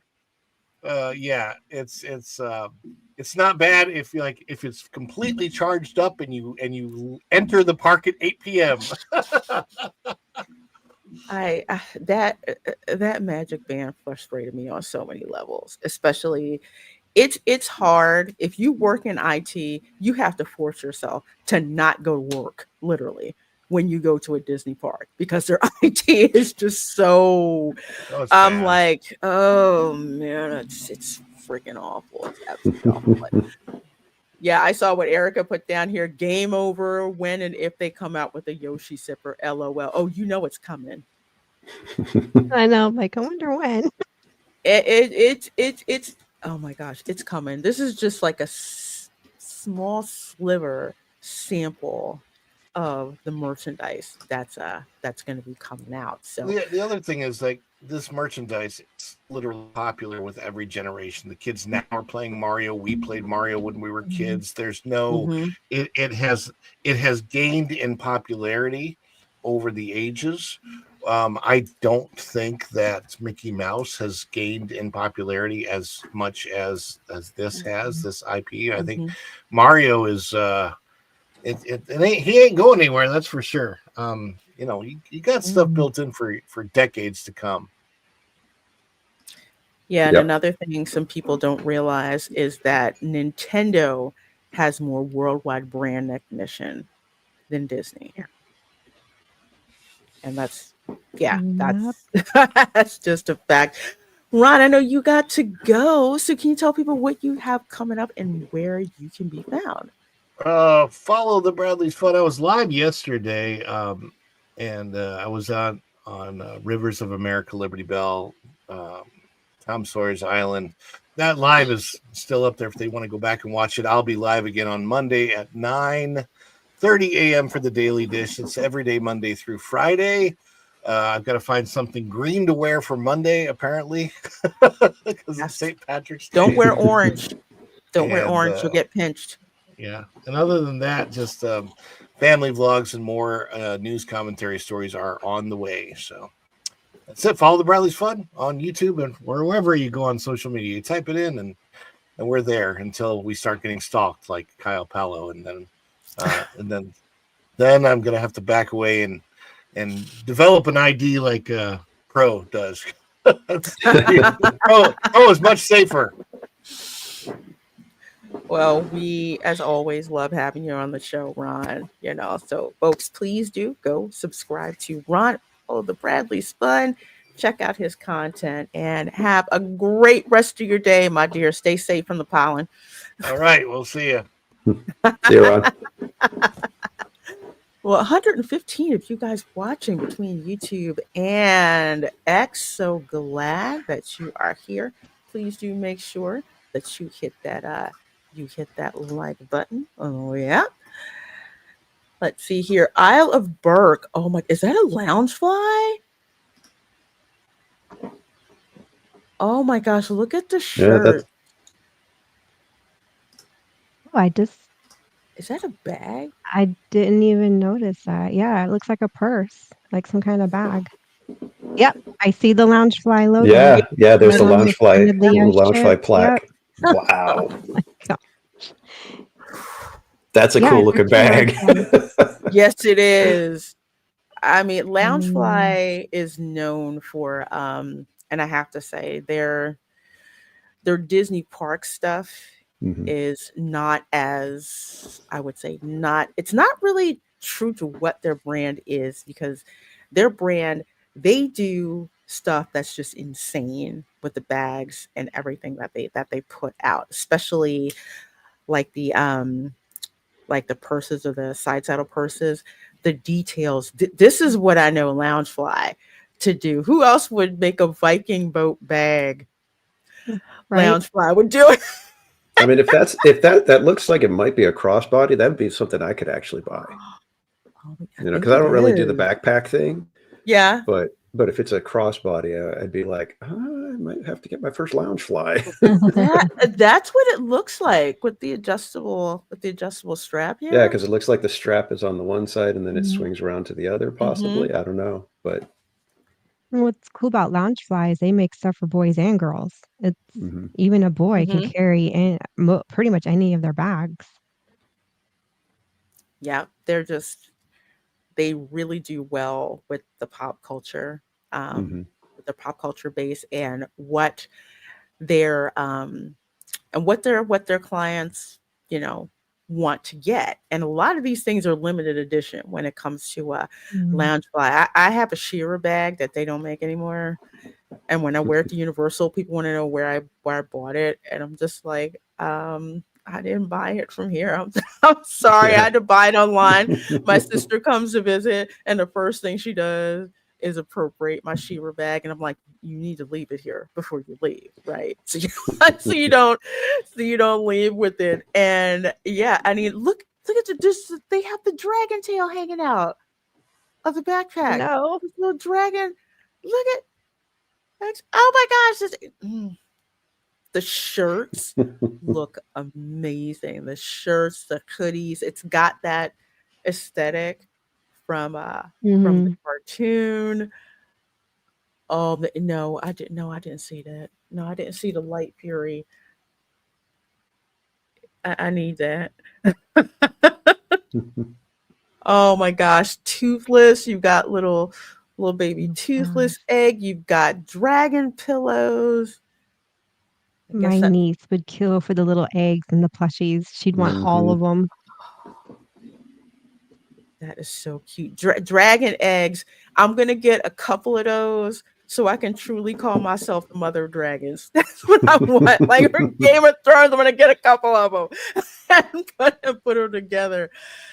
This is so cool. This is so cool. Those eggs will get sold. Yes, they will. I can see it right now. I totally see it right now. Wow, this is so, and this is just new merchandise. Like some merchandise that I've seen, like the plush Toothless backpack, and then they have like a big Toothless like plush. Yeah, you're gonna want both of those. Actually, the backpack literally is like a plushie, literally like a plushie, but with a zip on the back for Toothless. So if they get one with the Light Fury, yeah, my bank account's dead. So they're gonna have a popcorn bucket, but we've seen the popcorn bucket before. Toothless's eyes light up and his wings move back and forth. And mystery chocolate dragon eggs, each hiding a trading card inside its dragon house themed packaging, or snack on some delicious sheep marshmallow. I like that. Sheep marshmallow. Sheep marshmallows. They even have a sheep T-shirt. I think it says "Stay Weird" or something like that. And it's got a sheep on it. It's so cute. It's it's a youth sized T-shirt. That's really cute. And the Dark Universe merchandise. This is insane. I have the cinch sack here that has the creature from the Black Lagoon and Bride of Frankenstein. I don't know how they did that, but I didn't care. I just grabbed it because I wanted it. The t-shirts are gorgeous. And this hoodie right here that has the comic panels on it is really nice. I think it's about like $65. It's a nice weight that it has to it, but it also looks different. Like it's with the art, just reminds you of the old school comics art, and it's got like the black and white panels, and then on some parts of it it'll show you like the colored in panels for that. And I need this Dark Universe Spirit jersey that's over here to the right. I love that. And they're I call them the Spirit jerseys, but they actually have a softer material because Erica has one from Epic Universe. Yeah, you like how that one feels, right? It's not. They're very light cotton. They're not like the Disney ones where it's a very thick, dense cotton. Mhm. This is very light, and I just washed it, and I haven't tried it on to see if it's. It shouldn't shrink. Usually, Spirit jerseys good about their stuff Yeah. not shrinking. The brand, but it is a very very light cotton, so it's like for spring when it's a little chilly out, but the sun you can kind of on those Florida days. Mhm. That's a good one to have because it's not so thick. It's just the right, like if the weather's in the 70s, low 70s. Yeah, that's why I don't really like the Disney Spirit jerseys because the material is too heavy Yeah, it's for very thick. for Florida. Of course, they want people to buy to take it back home, back north, Yeah. but because I know theme park casual. Have you bought any of the Spirit jerseys from Disney or worn them? I've only bought Mrs. Casual one. I'm not a Spirit jersey kind of person. Um, Mm-hmm. but we got one for Mrs. Casual, and she feels like the material, like you were saying, it's a little too thick, it's a little too stiff, so Yeah. she's Mhm. not all that into it. So, Mm-hmm. but I know a lot of people like the Spirit jerseys, but they've never been my thing.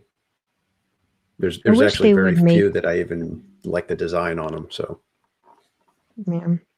I wish they would come out with uh Spirit Jersey does make short sleeve versions, and I would okay. like to see any theme park, especially Hmm. in Florida, push and sell the short sleeve version of Spirit Jersey. And they're really cute. They had one at Disney with Grogu on it, but that is the Wow. only one I have ever seen that's short sleeved. Hmm. And I I'm have like, if they made more of these, at least the Floridians would buy them because they're short sleeved, you know? Mm-hmm.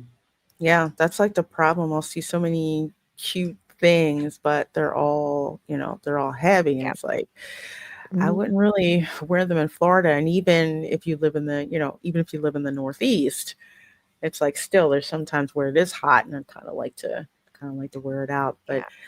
let's see over here, the last panel, I see the little Dracula. Let's see if I can blow this up. Ooh, okay, that's even better. Yeah, that's a cinch sack. I love that. Zipper in the front. Love cinch sacks for being in the park. Plus, they can collapse down when you have to put them in the lockers for certain attractions, which I'm pretty sure you're gonna have to do. Use the locker. I think those are the socks. Yeah, Dark Universe socks. Yes, they have socks. They have socks. This T-shirt I have seen in person, and it is the colors. Oh my gosh, the colors are so vivid on all this merch, and that's pretty much what catches your eye is just And how attractive.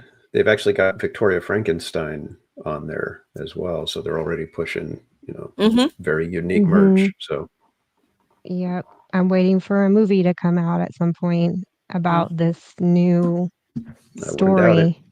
Yeah, if the ride goes well, there's going to be a Victoria Frankenstein movie coming out. Yep. Hmm. They'd be stupid to not do it. Yeah, And they're and I probably gonna franchise it out into, like, what, 5, 6 movies and create its own Exactly. universe out of it. Yeah, it's that's the way to do it, right? Yeah.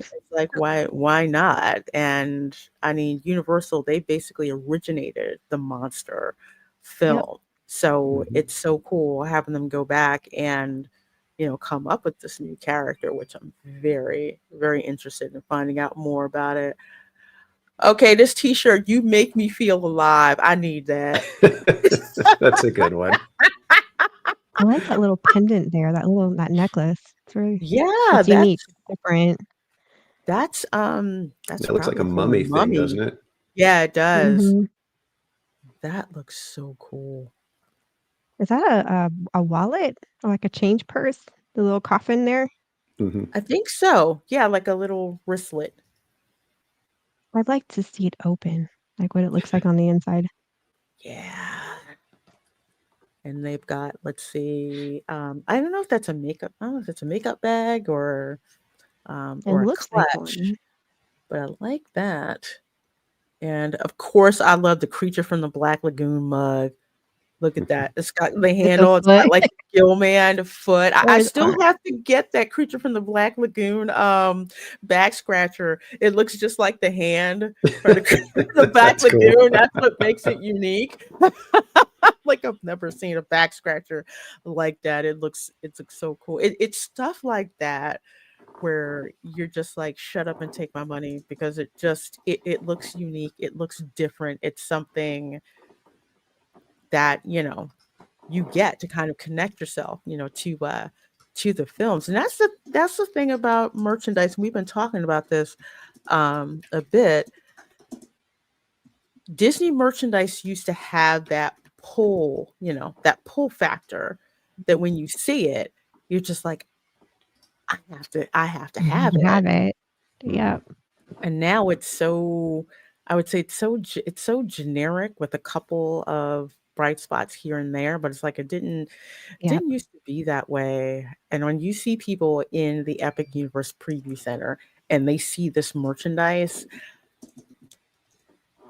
it's amazing how many of them are like walking out with, they're like, I have to buy this, I have to have that. And no one's thinking twice. They're thinking about their bank account in the way of, I'm probably gonna blow it if I get all this stuff. And at Disney, it's kind of like,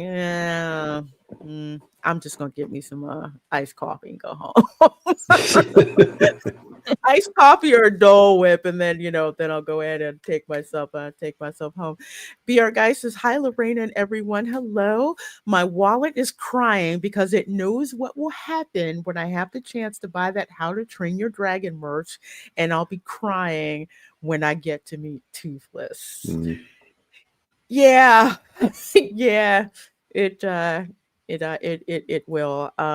Camera girl, she cannot wait to meet like Toothless. She was geeking out, but that's one of the movies that she grew up watching. And I think that's also another thing that Disney is not aware of, but Universal is that you have a generation of kids who have grown up on these films. Kind of like when the Despicable Me movie came out, Rise of Gru, Mhm. and you had kids who were going to the theater, well, teenagers, young adults going to the theater, and they were all dressed up in like tuxedo style, like Gru was in the in Yep. the My movies. son did that. It was a whole thing, even out here, all the high school kids. I thought it was so cool, and yeah, they have grown up watching these films. Mhm. They got a So, TV series too. It's 3 movies, a TV series. It's actually based on a series of books. The books came out first. And oh, my younger niece, one of my nieces, she is just obsessed with How to Train Your Dragon. Everything is dragons with her. And then you put that brand in front of her and she goes nuts. Yeah. oh my gosh. Oh my gosh. Welcome, Omar. Octavio Altamirano Loza says, hello, mods. Glad to have you here. So glad to have you here. Any chance Universal will include SpongeBob, Wicked, and Lord of the Rings in a possible expansion to Epic Universe? I don't think Wicked is going to be an Epic Universe. I think Wicked will probably be in the studio part because they already have the Wicked experience that's there, which is absolutely genius. And I've seen all the theater kids and the crazy I'm crazy in a good way, Wicked fans. They're all in there. Yeah. With the photo ops, with the costumes that are there, even, the Wizard of Oz's like control panel, I like to call it. You can actually go there and move things around and like get the photo op as Elphaba or as Glinda, and all the merchandise that they have. That's not going anywhere anytime soon. So more than likely, I think Wicked took a turn and just kind of steamrolled into a monster franchise now. Well, not Universal monster, but a big time franchise. I think they're going to try to keep that rolling, and yeah, I think they're going to have to do something in the parks with it. The fans are clamoring for it right now. Yeah, I got dragged to go see the Wicked movie. I say dragged because Camera Girl's a theater kid. I'm not. I just pay the money. Like we went to go see Wicked in New York for her birthday, and we went to go see the Wicked movie. It was sold out. And you had Mhm. people cosplaying. I've never seen so much green and pink in my life. And they're all there and they're sing or try not to sing too loud, but by the end, they all couldn't help themselves. But yeah, that is a juggernaut of a franchise, so they're going to work with that. SpongeBob is over in the studios. I don't know if they'll do as much with SpongeBob because they just built DreamWorks Land, which is over there too. So SpongeBob is kind of grandfathered in over there, kind of like ET, but And I don't. SpongeBob is going in the Texas park as well, right? Which one? The Texas park that Universal's Yes, building, yes, it the is one going that's into aimed the park. more at the littles.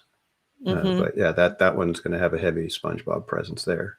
Yeah, because DreamWorks Land is, we'll just say that that's the proof of concept Right. that's going to get put into the Texas park, and DreamWorks Land is amazing. The kids have a blast of a time over there, especially kung fu training with Poe, which is like Turtle Talk with Crush. I want to say 3.0. Mm. Right. So to speak. It's the kids really, they have fun watching that, and some of the parents do too, because Poe, most parents do. Mhm. Lord of the Rings, I don't know. Yeah, there's talks about all of this stuff, but I think it's going to be, they want to see what transpires with Epic Universe. Mm. Where are the fans going? Where are the areas that they've got, a big, following for that they need to, add in more of that. Is there, are they going to get complaints that there's not enough for the little ones to do? Then it's like, Yeah. okay, maybe we will see a SpongeBob area since they're doing the Texas park. They may translate some of that over, but I think they're going to let that first year be a, testing ground to see, okay, what are the fans asking for? What are we lacking? What are people saying that they're wanting to see, more of, or, what do we need to adjust? And then they'll probably start solidifying phase 2 at that point. Hmm. Yeah, BR guy So says I do the love. surveys. Oh, sorry, Do go the ahead. surveys. Yeah, exactly. If Yeah, you get if you get a survey, do it. Yes, yeah, especially when it they comes. do pay attention to those. Hmm.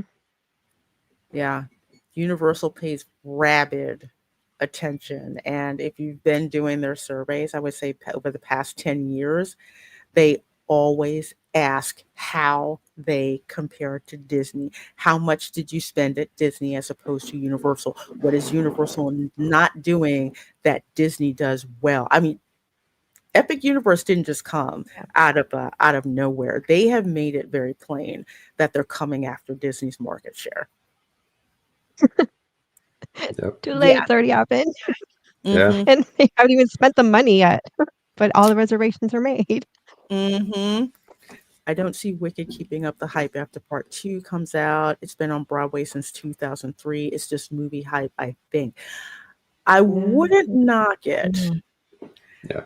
because what I see in the Wicked fan base is what I used to see with the Star Wars fan base. I see.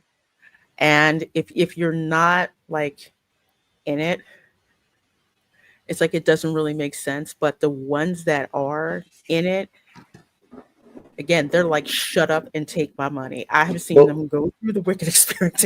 yeah. Well, look at what I mean, Universal did with the movie parade, where they took all their classic movies, it's like, look at that. I Yeah. mean, those are just Yeah. movies, most of them, E.T. has a ride. Jaws used to have an attraction, Mhm. Back to the Future, it's nearly non-existent in the park other than meet and greets. And, you see the car. So there's rabid fan bases for just movies.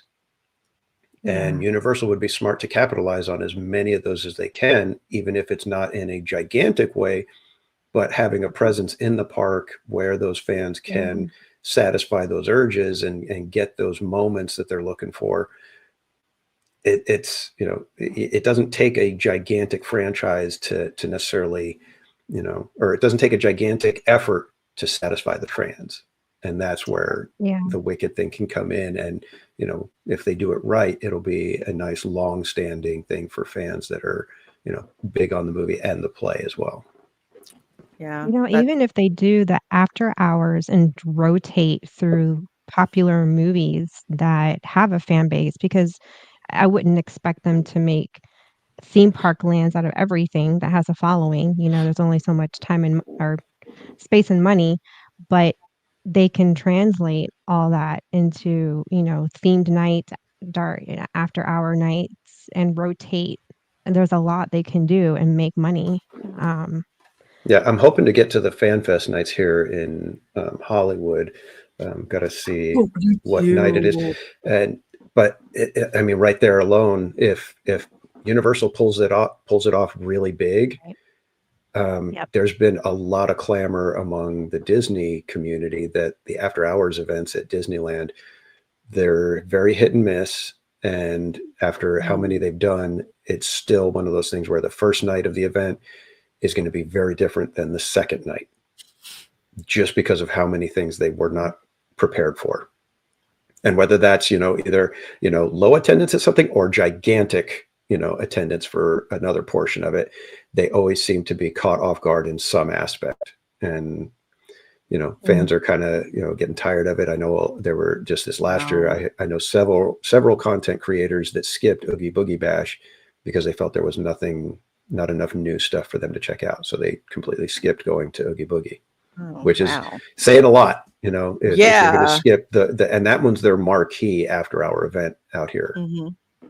So, and it's expensive. The money you shell into Disney, you would expect quality and continuity, combined.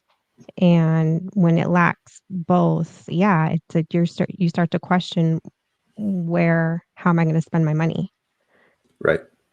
Yeah. And if Universal starts having after hours events that are hits, right now they're doing one that's kind of a collective. So there's going to be like 5 or 6 different, IPs, franchises that they're going to be highlighting. But I'm sure this is, let's see which ones are the ones that we need to do a dedicated night to and pull in, a lot of people just for Back to the Future or, One Piece, whatever. They're going to figure this out and start giving Disney a run for their money if they're able to pull it off well. That's going to be the factor. I hope so. Yeah, another I thing hope it's successful. that sorry, Eric, I didn't even cut you off.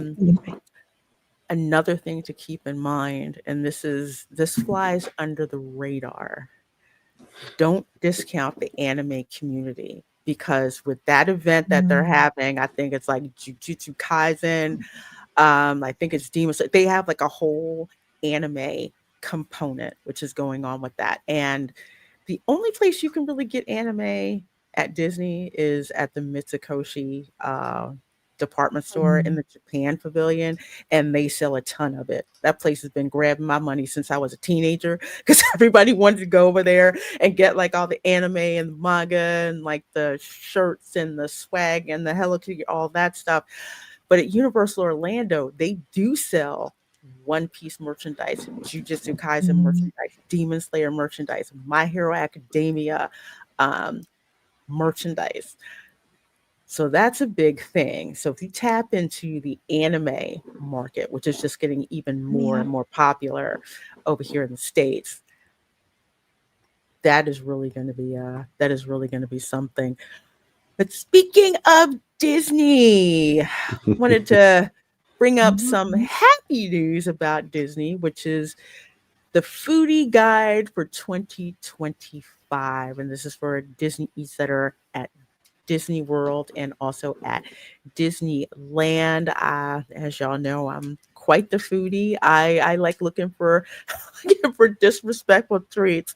So we go through the foodie guide just to let you guys know what's out there and what's coming. And that looks so fabulous. Is that a cake pop? I think so.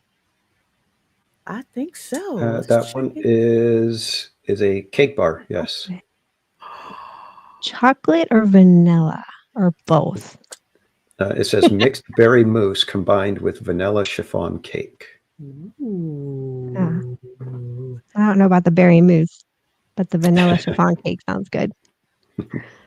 Am I going to get the thumper bucket, Lorena? No. I'm You passing got on a a thumper thumper bucket. bucket? What? Yes, it's a thumper bucket. The reason why I'm not getting the thumper bucket is because I already got the Cinderella carousel popcorn bucket. So I'm like, no more popcorn buckets. Oh, it's actually really cute. He's holding an Easter egg. I know. I'm just like, I didn't see it. I said I didn't see it. I did not. That'd be cute for an Easter basket and It's like I you did put it in not. a basket. It's like I didn't see it. It looks so absolutely cute. But yeah, see, this is the carousel one. So I had to get this one. Oh, that. See, those things, that's not even a popcorn bucket anymore. That is just a display item, you know? It's I like, come know. on. It's not the one that you're gonna, drag around with you and Exactly. That's the one you go in, buy it, and then, carefully walk it yeah. back to your car. Yeah. Take the straps off and just put it out somewhere in your house. Mhm. Vampire Teddy is the one that I use on the regular. Okay. You can flip his mouth open, and it's like really big to get popcorn at. People Yeah. like wearing that one at the Yeah, that one was a really popular one, I think. yeah, it was nuts. I thought I wasn't going to get one because I was on one side of Cinderella's castle with one popcorn cart, and they're like, we're sold out. I'm like, okay. So I walk over and I'm like, well, let's see if it's over at the other popcorn cart. Sure enough, they had more. So I got one. Camera girl got one because we love Nightmare Before Christmas. That is like one of the best popcorn buckets ever that you would use. You would use all the time. So yep. So that's going to be at Epcot, and I believe it's also going to be at Disneyland, I think, as well. Mm-hmm. With the thumper bucket. It looks cute. It really does look cute. I just set it out for Easter as Easter decor. Yeah. Mm-hmm. Just take the little, little straps off and put it there. But it's really cute. And Ooh. oh my gosh, is that a macaron? Painted egg whoopie pie. Oh, even better. I don't This like is at macarons. the Yaxton Beach Club. What do we have? Available March 18th through April 20th. So I guess that's when it's going to start. March 18th. Painted egg whoopie pie, cinnamon sponge cake with maple buttercream, filling topped with pastel chocolate and springtime sprinkles.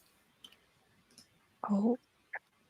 I wonder how I find it big it is. interesting. It's like a Christmas flavor, but for Easter. Yeah, I would not think cinnamon as something for Easter, but I won't say no either. It sounds good.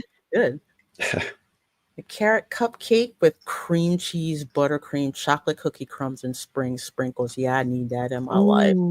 I need that. How come they don't have a picture of it? Daggone it. Or maybe is this? I think that's it. Oh wait, no, that's a carrot cupcake. Well, I'll get to that in a minute.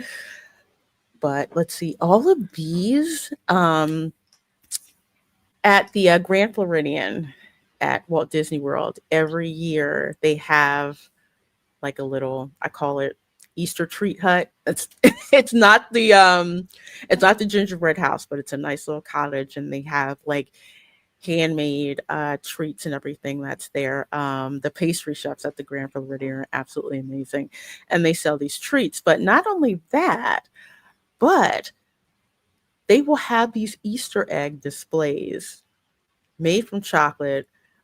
I've only seen them at the Contemporary and the Grand Floridian, but it looks like they're going to have it at the Beach Club Resort and the Yacht Club Resort as well. So I'll have to live stream from there. It's nice to see that because while it was really nice at the Grand Floridian, it was crowded.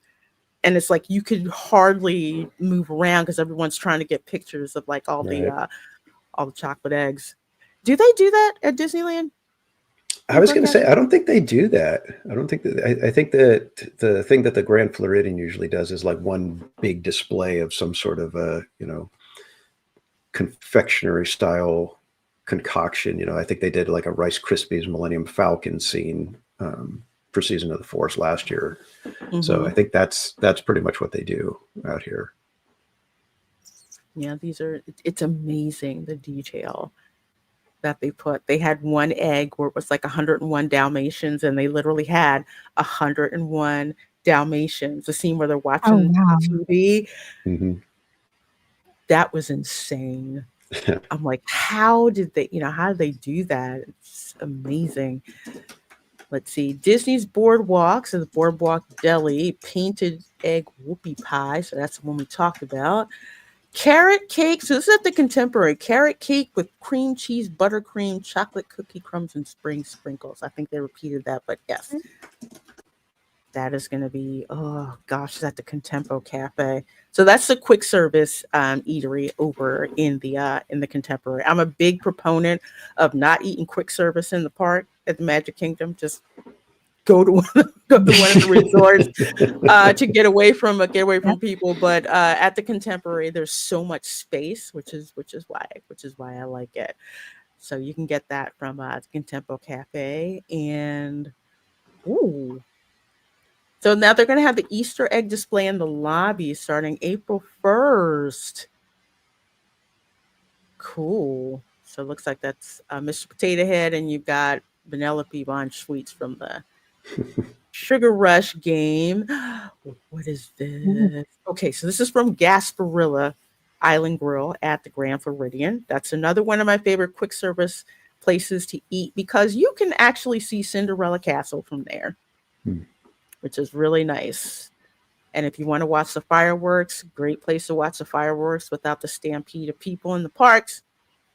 Go to Gasparilla, get yourself some stuff, grab a chair right there at the marina. You can watch the fireworks. But this is a Bunny Burrow Dirt Cup, layers of chocolate cake, chocolate buttercream, and sandwich cookie pieces with springtime decor. I like that. That needs a cup of coffee. Yeah. To go with it. You can just taste the richness. Oh, so good. Those flower cups are pretty good. Dance Life at the Kingdom says. Yeah, I think I missed those. Last year. Does Animal Kingdom have anything Zootopia related in terms of food and merchandise for Easter? Not that I'm aware of that I've seen. I could be wrong. I'm not usually at the Animal Kingdom for Easter. Usually I'm over at if my pass is blocked out, I'm usually just over at the Grand Floridian, and I just kind of hang out there. And they usually have Easter baskets that they put together, so it's kind of cool going over there. So that's what I usually do. Let's see, and these I think some of these are from last year. Yeah, because it's Onward. I remember the Onward one. And I remember this one here, which had like all of these gears and everything for our Alice in Wonderland. It is amazing to look at in person. They're just so cool. And oh my goodness. What is that? This is at the Riviera Resort, which I have not been to, which I may have to crash now. The Le Petit Cafe, I think that's quick service. Easter egg macarons, strawberry honey, blueberry coriander, and orange milk chocolate. Orange milk chocolate sounds good. A little cup looks good though. Yeah. Let's see. Lemon ricotta cheesecake. Okay. I don't like panna cotta. I don't like panna cotta. With lemon everything biscotti else in it. Yeah, everything else in it I'll take. I love biscotti. I'll tell you what, why don't you grab one, send it over to me, and I'll eat it for you. Okay. That sounds amazing to me. I know it's minus the lemon biscotti. I just don't. I've had it, and it's. I'm just like it. It kind of reminds me of. I don't like flan. That's what they Oh, see, I call love flan, so yeah, I'm Oh, good with it. okay. Yeah. I can't. I'm just like, I can't eat this. I don't. I just Yeah, don't. Miss I don't Casual's the like. same way. She's like, I don't really care for flan too much. Yeah, She's I like, if don't it's the either, but I only try dessert that. available, But I tell you, it's like, oh, I love mascarpone cheese. So I really do. I love it. I absolutely love it. But yeah, both of those look good with the chocolate stamp. Oh, available at various resorts. This is my favorite because I know what's going to be. Let's see, where is it? At all the other ones, okay. Pop Century and Art of Animation are the only ones I care about, so it's going to be there.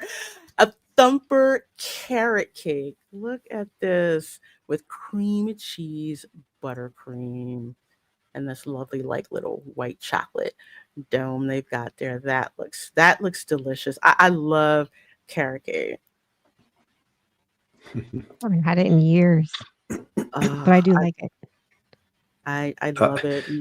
and if you look at the little image of Thumper, that's where he's Twitter pated because his ears are all wrapped up.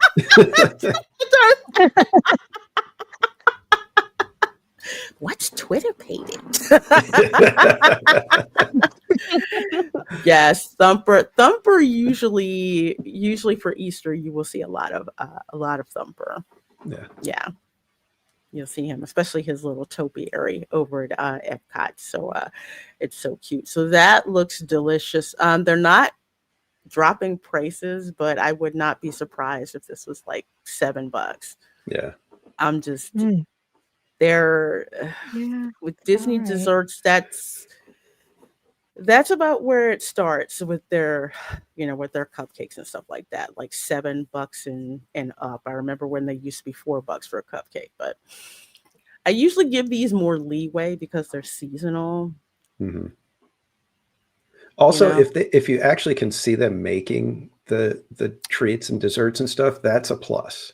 There's a lot of times where in some of the candy shops you can see them making the Tigger tails. You'll see them dipping it in the caramel, putting it in the coating, drizzling the tail, all that stuff. Same with the caramel apples. Now in downtown Disney here, you can see them making the caramel popcorn right in front of you with the Werther's caramel. And if you can catch it at the right time to be able to get the nice warm bag of caramel popcorn, forget it. You won't have any other caramel popcorn ever again. I know. I had that. I walked in. Was it? I think it was Caramel Couche. I think that's where I got it from. And I'm like, this is so delicious, so delicious. Oh, Aldo, we do in the States. It's called kettle corn. Mm-hmm. Yeah, it's not available everywhere. Not everywhere has it. They'll go with either regular popcorn or the straight caramel coated or candy coated kind of popcorn. But yeah, kettle corn is probably my favorite. Whenever like we get the popcornopolis, it's like everybody goes for the cheese or the caramel or zebra. I'm after the kettle corn. Kettle corn. Me too. I'm kettle corn all the way. I even considered having my own kettle corn stand and business just because I love it so much. People like, can I buy some? No. Erica, you have to watch the video. I think it's on the Jolly channel. Or they went to Dollywood. They're making the kettle corn. Fresh kettle corn is just off the charts. I know. I like going to Cracker Country at the Florida State Fair and getting kettle corn and the pork rinds. Oh my gosh. You get the cracklings too. Oh man. I don't like pork rinds, but everyone in my family loves pork rinds. Yeah, I'm the same way. It's like, I don't eat them, but you guys have fun. I'm like, even when I make pernil, I'm like, no, I don't like the crispy skin. I put it on there because I got to make it with it on there, but I was like, I don't want it. You guys can have the crispy. You guys can fight over the crispy part if you want. Hey, Starlina, good to see you. Good to see you. And Aldo says, well, then I might have to try it now. Yes. In Chile, we only have kettle or salty. I have been used to since very young kettle then. Yeah, kettle corn is very prevalent in the South. It here in Europe and Germany, it's the same way. It's sweet popcorn or salty popcorn, and all the Germans go for the sweet. And it's just kettle corn. Like, it tastes identical to Yeah. kettle corn in the States. Mm-hmm. Yeah, here you usually got to find like a state fair or a little, carnival kind of thing. Yeah, because it's the Disney parks have it. The They closest do. thing, They have. They've do they? they've got it Yeah, they've got it prepackaged. You can't buy it fresh, but you can get it prepackaged. It's good. But I've had better. I usually get the prepackaged kettle corn when we go. That's my go-to, and then Raph gets the cheddar if we can find it. It's good. It just depends on the batch. Some have been better than others. But I know. it's really hard to say where you can find kettle corn in the States. At least in Florida, I figure it's like seasonal. Like, if it's carnival season, you might be able to, if you go to a carnival. Yeah, it's really kind of. Or if you like tricky. microwave popcorn, and this is actually passable, you can get kettle corn, microwave popcorn. Yeah. And it's actually it's not gonna be like the state fair. But I do. Yeah, I make it for Halloween. I make the sweet kettle corn on the stovetop, and all it is just the kernels, your oil, and like a quarter of a cup of sugar to a half a cup of your kernels, and pop it on the stove. But you want to make sure you're stirring it. Yeah. Otherwise, you're going to get just clumps of the sugar and stuff like that. You want to Yeah. make sure you get coating. Yeah. The closest one, and I do like it. I don't even like talking about it because it always seems to sell out, is the churro popcorn at Walt Disney World. I actually tried making that, and I could not get the churro seasoning to stick on the popcorn. And it was a disaster. Need more butter. Yeah. I don't know what they did, but it sells out the most. I think it's like $6 for the bag. It's definitely cheaper than the ones at the Main Street Confectionery, where you can add all kinds of stuff to it. It's actually pretty darn good. I love it. The churro popcorn. I get mad when I can't find it.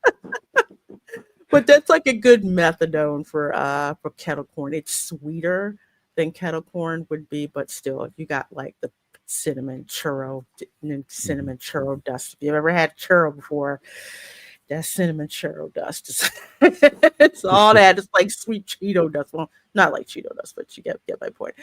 Amaret's Patisserie, I really don't go to at Disney Springs because it's very expensive for the small size that you get. The Easter egg petite cake, layers of carrot cake, cream cheese filling, and pineapple jam. Usually those petite cakes are like $20. Yeah, they're more for the Instagram crowd than somebody who really likes desserts. Yes. So if you want a very cute petite cake for like 1/3 the price, go to Publix. I'm just saying. For Easter, they've got an amazing amount of cakes. Let's see. Mini Easter croquembouche, chocolate pate à choux, chocolate hazelnut custard, chocolate ganache, and white chocolate Easter stamp. Is that I love chocolate hazelnut. Yeah, again, looks good. It looks good, but it's probably like, $25 for that little thing right there. Yeah. Gosh. You can go to Publix and get a full cake for $25. I know. And I mean a nice big one too. Those chocolate ganache cakes in the man, that's our go-to. Red velvet cake, orange creamsicle. Okay. Going through the whole list of holistic. This is why I joke that when they have cupcakes for sale at Disney World, they're like $5, $7, $8. Except for the ones at the Animal Kingdom Park. Those are worth the money because they're really good. But it's just like there's cupcakes at Publix. Get 12 for like $8. Trust me, it's way better. You're killing my time. Oh, besides it, yes, and you got to have that fried chicken and cupcakes. Have you tried blitzing your churro sugar mix in a food processor? Maybe the granules are too large to stick. Yeah, that is a point. That's true. Sometimes you have Yeah, to make that's the. actually funny because I was thinking about that with the churros for the food and wine here at California Adventure. I tried the creme brulee churro, and I was Mhm. disappointed because the sugar granules on the churro that are already there distracted from being able to notice the bruleed sugar that's sprinkled on top of the cream that they put on top. And I was just like, it didn't. I didn't get enough of a feeling of a creme brulee in it, and that's exactly what I was thinking. I was like, the granules on the churro itself were too big and distracting. It was like if they did, maybe just like a pulverized cinnamon coating on it, it would have been better. And it's exactly what you're saying. So could be that just the sugar granules need to be really, really, really fine. Yeah, that's true. That's true. Well, this is Everglazed Donuts. Y'all know how much I love Everglazed Donuts. It is one of the most disrespectful donut places that I've ever been to. This is my price range and my jam right here. Look at these. Oh my gosh. Various flavors decorated with a chick, Easter egg, a rabbit jumping into a burrow, odes to spring, and Easter grass with malted milk ball Easter eggs. Oh my gosh, these look so darn good. And they're big. They're like about the size of my hand. That's like how big. And those are all made there, right? They make those, decorate them right in front of you, right? Yes, they do. So Everglazed Donuts is a Florida company. It's a local company. Amazing cold brews. Their donuts. Yeah, but to me that it's that handmade right in front of you kind of thing that it's like, okay, I'm willing to pay a little bit extra when I'm seeing somebody make these wonderful looking desserts like that. So I love when you get to see it live. Mm-hmm. Yeah, it's like if you walk too fast by it, you'll miss it. But there's like the kitchen where they're making like all the donuts and stuff there, and it's so cool to watch. I wish we could see how the cookies are made at Gideon's, but I think they're keeping that a sweet secret. It's way Gideon's, too good. but with their branding, it's like they made a deal with the devil. That's why you don't get to see how it's made. Yes. Yeah. Mm-hmm. That's the only place I know of where people will wait in line for like 2 hours to get cookies if you didn't get a virtual queue. And folks are like, I'm still dying to try the coffee cake cookie. Every time somebody mentions Gideon's, I'm like, I really want to try that cookie. That coffee cake cookie. I may have to just send you some money and say, just ship one to me. Just put it in a box, even if it's a week old. I just got to taste it. I'll seal it up real good because oh my gosh, their cookies are just so they're so good. The only cookies I don't like are the ones with peanut butter in it because I don't like peanut butter in my cookies at all. Let's see. This is the ganachery, which is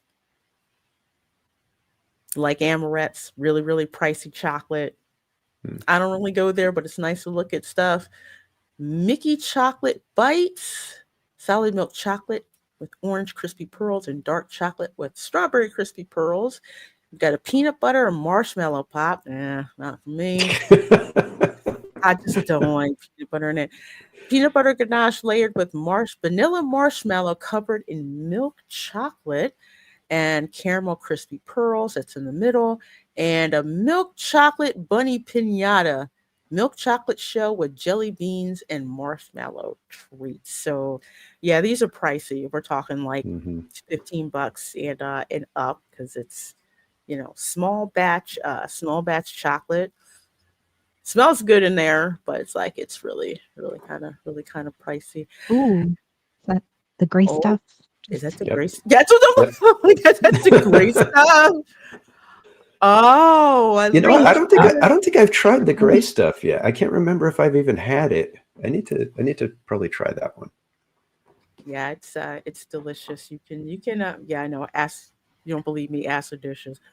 Oh, But but read the description. It's called Spring Stuff, Yeah. shortbread cookie, red velvet cake. I don't know about the raspberry part, and pastel colored sprinkles. Oh, so it's like a cake, I guess. shortbread cookie, red velvet cake. Yeah, they put like Well, a it's like on the crumble bottom. of cake underneath the frosting. Ah, So that's how they get the height on it. It's got like the cake crumbles all around, and then they put the cream all around it. Okay. that looks. I love that little shortbread cookie. Mhm. I love that. That looks good. And this is at the Red Rose Tavern. And that's in Which I don't Fantasyland think here. I've been in. Fantasyland? Okay. Yeah, it used to be the Village House over here, but now they've moved it. They changed it to the Red Rose Tavern. Oh, okay. Okay. Oh yes, Ronin Bunny. That's why we drop prices when we're talking Yeah. about this Mhm. stuff. You're not getting any of these for less than, I would say, $7 to $8. Minimum. Yeah. Minimum. Yes, minimum. Not including tax. It's just that's kind of where you're budgeting Yeah, starts. and we're just guessing. Some of these may be in the $11, $12 range. Yeah. Yep. Yeah, but it's like when it comes to Disney Eats with these special seasonal things, it does come at a premium because these are things that they only appear like once a year. Yeah. Ooh, I love the Disneyland Hotel. I do. Yeah. First time I walked into Disneyland Hotel, I was like, oh my gosh, this is amazing. Goofy's Kitchen celebrates springtime. So it looks like they're all going to be in their spring outfits. Mhm. And Which is fun. I like that they do that. I like when they change the outfits, so you get, you've got your Mhm. pictures that you can kind of pinpoint where and when you were able to Mhm. take those pictures. I like when they do that. yeah, it's so wonderful. I've been to Goofy's Kitchen, which I did like. It kind of reminds me of Chef Mickey Mhm. when I went, although I think they had a much better breakfast bar, because I think we got omelets made, something made to order. I think that we actually got when we were there. And let's see, Storytellers Cafe Easter Oh my buffet. Is that red velvet cupcakes? Pancakes. Sorry. Yeah. I'm Yeah, like, no, I see those were, pancakes. I don't know what you're yeah. seeing. Yeah, no, it says chocolate Easter egg pancakes. So chocolate eggs, berry Oh, whipped cream, and interesting. maple syrup. Oh, those Huh. deviled eggs look good. Yeah, Look that's at what I was looking at. you. Mhm. They do. And They look a little naked without the smoked Yeah. Spanish paprika on it. Yes. Yep. I was just gonna say the same thing. It needs a little hint of But it's smoked got the paprika. Parmesan lace. People from the South would be like, where's paprika? Yeah, I know. But it looks gorgeous with the I love Yeah. I love Parmesan cheese. So that Mhm. I gotta give them points for that. That looks absolutely Yeah. delicious. And I may have to after go try it, but that grape maple, yeah. they are pricey. It's a pricey little restaurant. Oh, Good food, but pricey. Be ready to mhm. pay, like $25, $26 for some French toast, but it's probably among the best French toast you've ever had. Okay. Okay. It's one of those. Oh, so you're going Easter Ooh, breakfast? Oh, Storytellers nice. Cafe. Yeah, that's one of my yummy. things to do for Easter. I do not like going into the park because it's insane, but I Mhm. like getting a meal at one of the restaurants, especially like the Grand Floridian or the Contemporary, and just Yeah. eat there. Splurge a enjoy little it. on Easter, have a Yeah, fancy, let somebody else take care of everything for you. But yeah. yeah. Go to first service for Easter.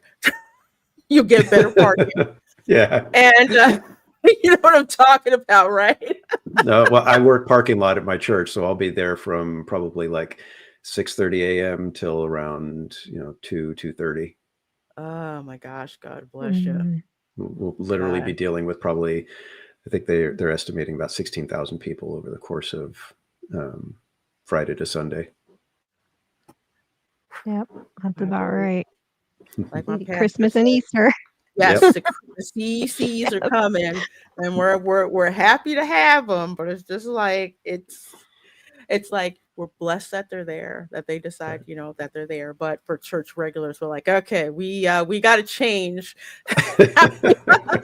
what we're gonna do. What we're gonna do Yep. that day. Let's see, available throughout Disneyland Resort.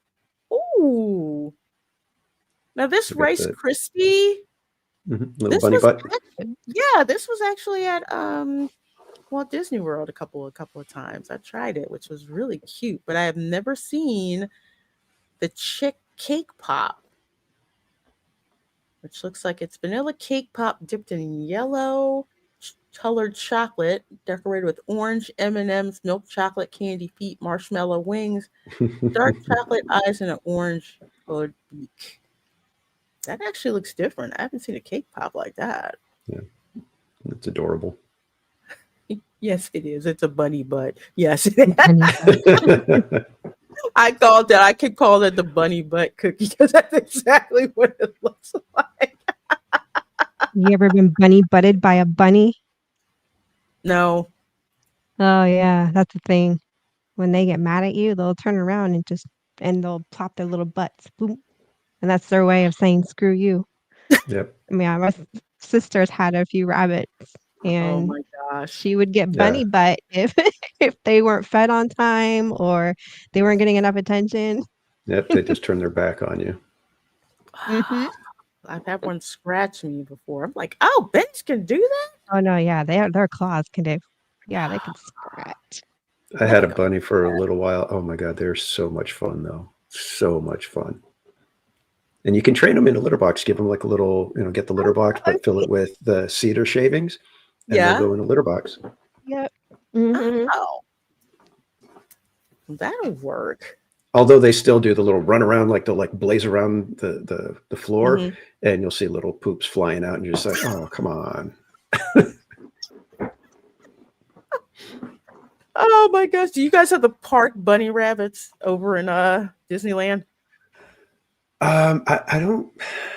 I'm sure we do. I have seen mice out on the walkways, like at the hub and over near Galaxy's Edge. I've seen mice. We have the cats over in California Adventure. Yeah, we got the cats too, and the rabbits. And right now, right now I'm on duckling watch because the ducklings are starting to appear throughout the park. So the next time I'm there, I'll be watching for the ducklings. Oh, nice. Yeah, I like watching the ducklings. I've had rabbits photo bomb or video bomb my screen. Come out of nowhere, and they're not afraid of people. That's the other thing. Pink mini caramel apple. Okay, I think we have this at the Main Street confectionery. A strawberry cake. Yeah, they usually, this is like the typical mini apple, but they decorate it with the Easter colors and everything. And again, this is one of those ones where you can see them making it, which is what I love. I love watching it. It's just such a cool thing to sit there and go, they're taking the time, and they have to like dip each apple a certain amount, get it to drip just right, set it aside. Then the next person grabs it and they've got to put the sprinkles or whatever. It's like, it's such a cool process to watch, and to see that they do it, right there in front of you is really nice. Yeah, that's one of the things that I just like, I loved. And one of the things that they don't do at Walt Disney World that they used to do in the confectionery is they would make the Rice Krispie treats right there. Oh wow. I miss that, because you see them get like all the the whole batch of the Rice Krispie treats, and see them make like the Mickey Seeing Rice them Krispie spread it out and cut and everything. Yeah, that was a whole vibe. to watch that. Oh, did we lose Erica? Okay, I hope she pops back up. Hope she pops back on. But yeah, so many foodie eats at Disney. for Easter. They are not cheap. Let's put it that way. So, if there's something you want, I would highly suggest going for the thing that you're most interested in, Yeah. and go from there, because it is cool looking, like Casual said, looking at them put these things together. It's very cool seeing them do that. Yeah. Not many places that you get to though. That's why it's cool. I'm gaining weight just watching that. Yeah. No, I think I've got a cavity now, so. Oh, if I really wanted to torture you guys, I'd bring up what Gideon's is putting out for Easter. That is so Yeah, those funny. are so over the top. It's like, I can't have a cookie with that many chocolate chips. That's It's just like, how the heck could you come up with something like this? I have no idea. It's obscene. That's why I say it's the most disrespectful place to get desserts at, because you have the what was that place called? So you have the cake bake shop with the $23 slice of cake. Oh yeah. I looked at that and I'm just like, I can get a slice of cake at Gideon's for like $9, right? Yep. Yeah, I don't know, and I haven't heard that the cake is like, the most spectacular thing ever. So it's like, why would you do that other than for Instagram and to say, oh, look at this, I'm spending $23 on a slice of cake. Yeah, that's pretty much what it is. I'm like, yeah, I could do it for Instagram, but I'm like, no, that's $23. That's $23. There's cake at Publix, and it's like I can justify dropping $10 for a slice of cake at Gideon's, because you can only eat like about a quarter of that, because it's just so rich, but it's real buttercream, and it's so good. So good. Well, folks, thank you for hanging out with us as always. I love doing these park streams. Love the fact that Casual could join us, that Ron could join us, and that Erica could join us. Hopefully she'll pop back in, but we might be done by then. Casual, let the people know where they can find you and what you have coming up on your channel. You can find me at Theme Park Casual on YouTube, X, and Instagram. I will be live at Disneyland tomorrow afternoon, trying to get there by around 4 or 5 o'clock Pacific time. And we are continuing on with March Madness, where we try to get on every ride in both Disneyland and Disney California Adventure. All on a live stream, all during the month of March, which means I have to stream as many times as possible. And the chat gets to pick what rides we do and when. So I'm at the mercy of the chat. So if there's a 4-hour wait for Radiator Springs Racers and that's what they pick, that's where we go. Yeah. I love that concept. It's so funny. It's like, we're gonna try to do this. Yeah, I have so much fun. It's like, it makes the stream so much easier for me, because it's like I don't have to really plan a whole lot other than the prep to get the game and the whole thing set up. But other than that, it's like, hey, I'm going wherever you guys tell me, so I don't have to worry about what the line looks like or where the crowds are. It's, hey, I'm sorry, man, they picked Rise of the Resistance. We got to go get in line, and it's 270 minutes. Here we go, because we're not allowed to use Lightning Lane. So that's one of the stipulations. Yeah. So not using it. So, but it's interesting. What the fun part is, you get to see how much a difference planning makes, and how much more you can do if you plan things and avoid certain areas at certain times. So it's kind of an interesting, little side note that we get to discover. Well, I love that concept, and I love Casual streams. Like, I'll drop into them while I'm working, late, because he's on Pacific time. He is an awesome theme park channel. So make sure you subscribe to Theme Park Casual. Make sure you subscribe to Ron. Also subscribe to Erica. I should have their links in there by the end of the stream.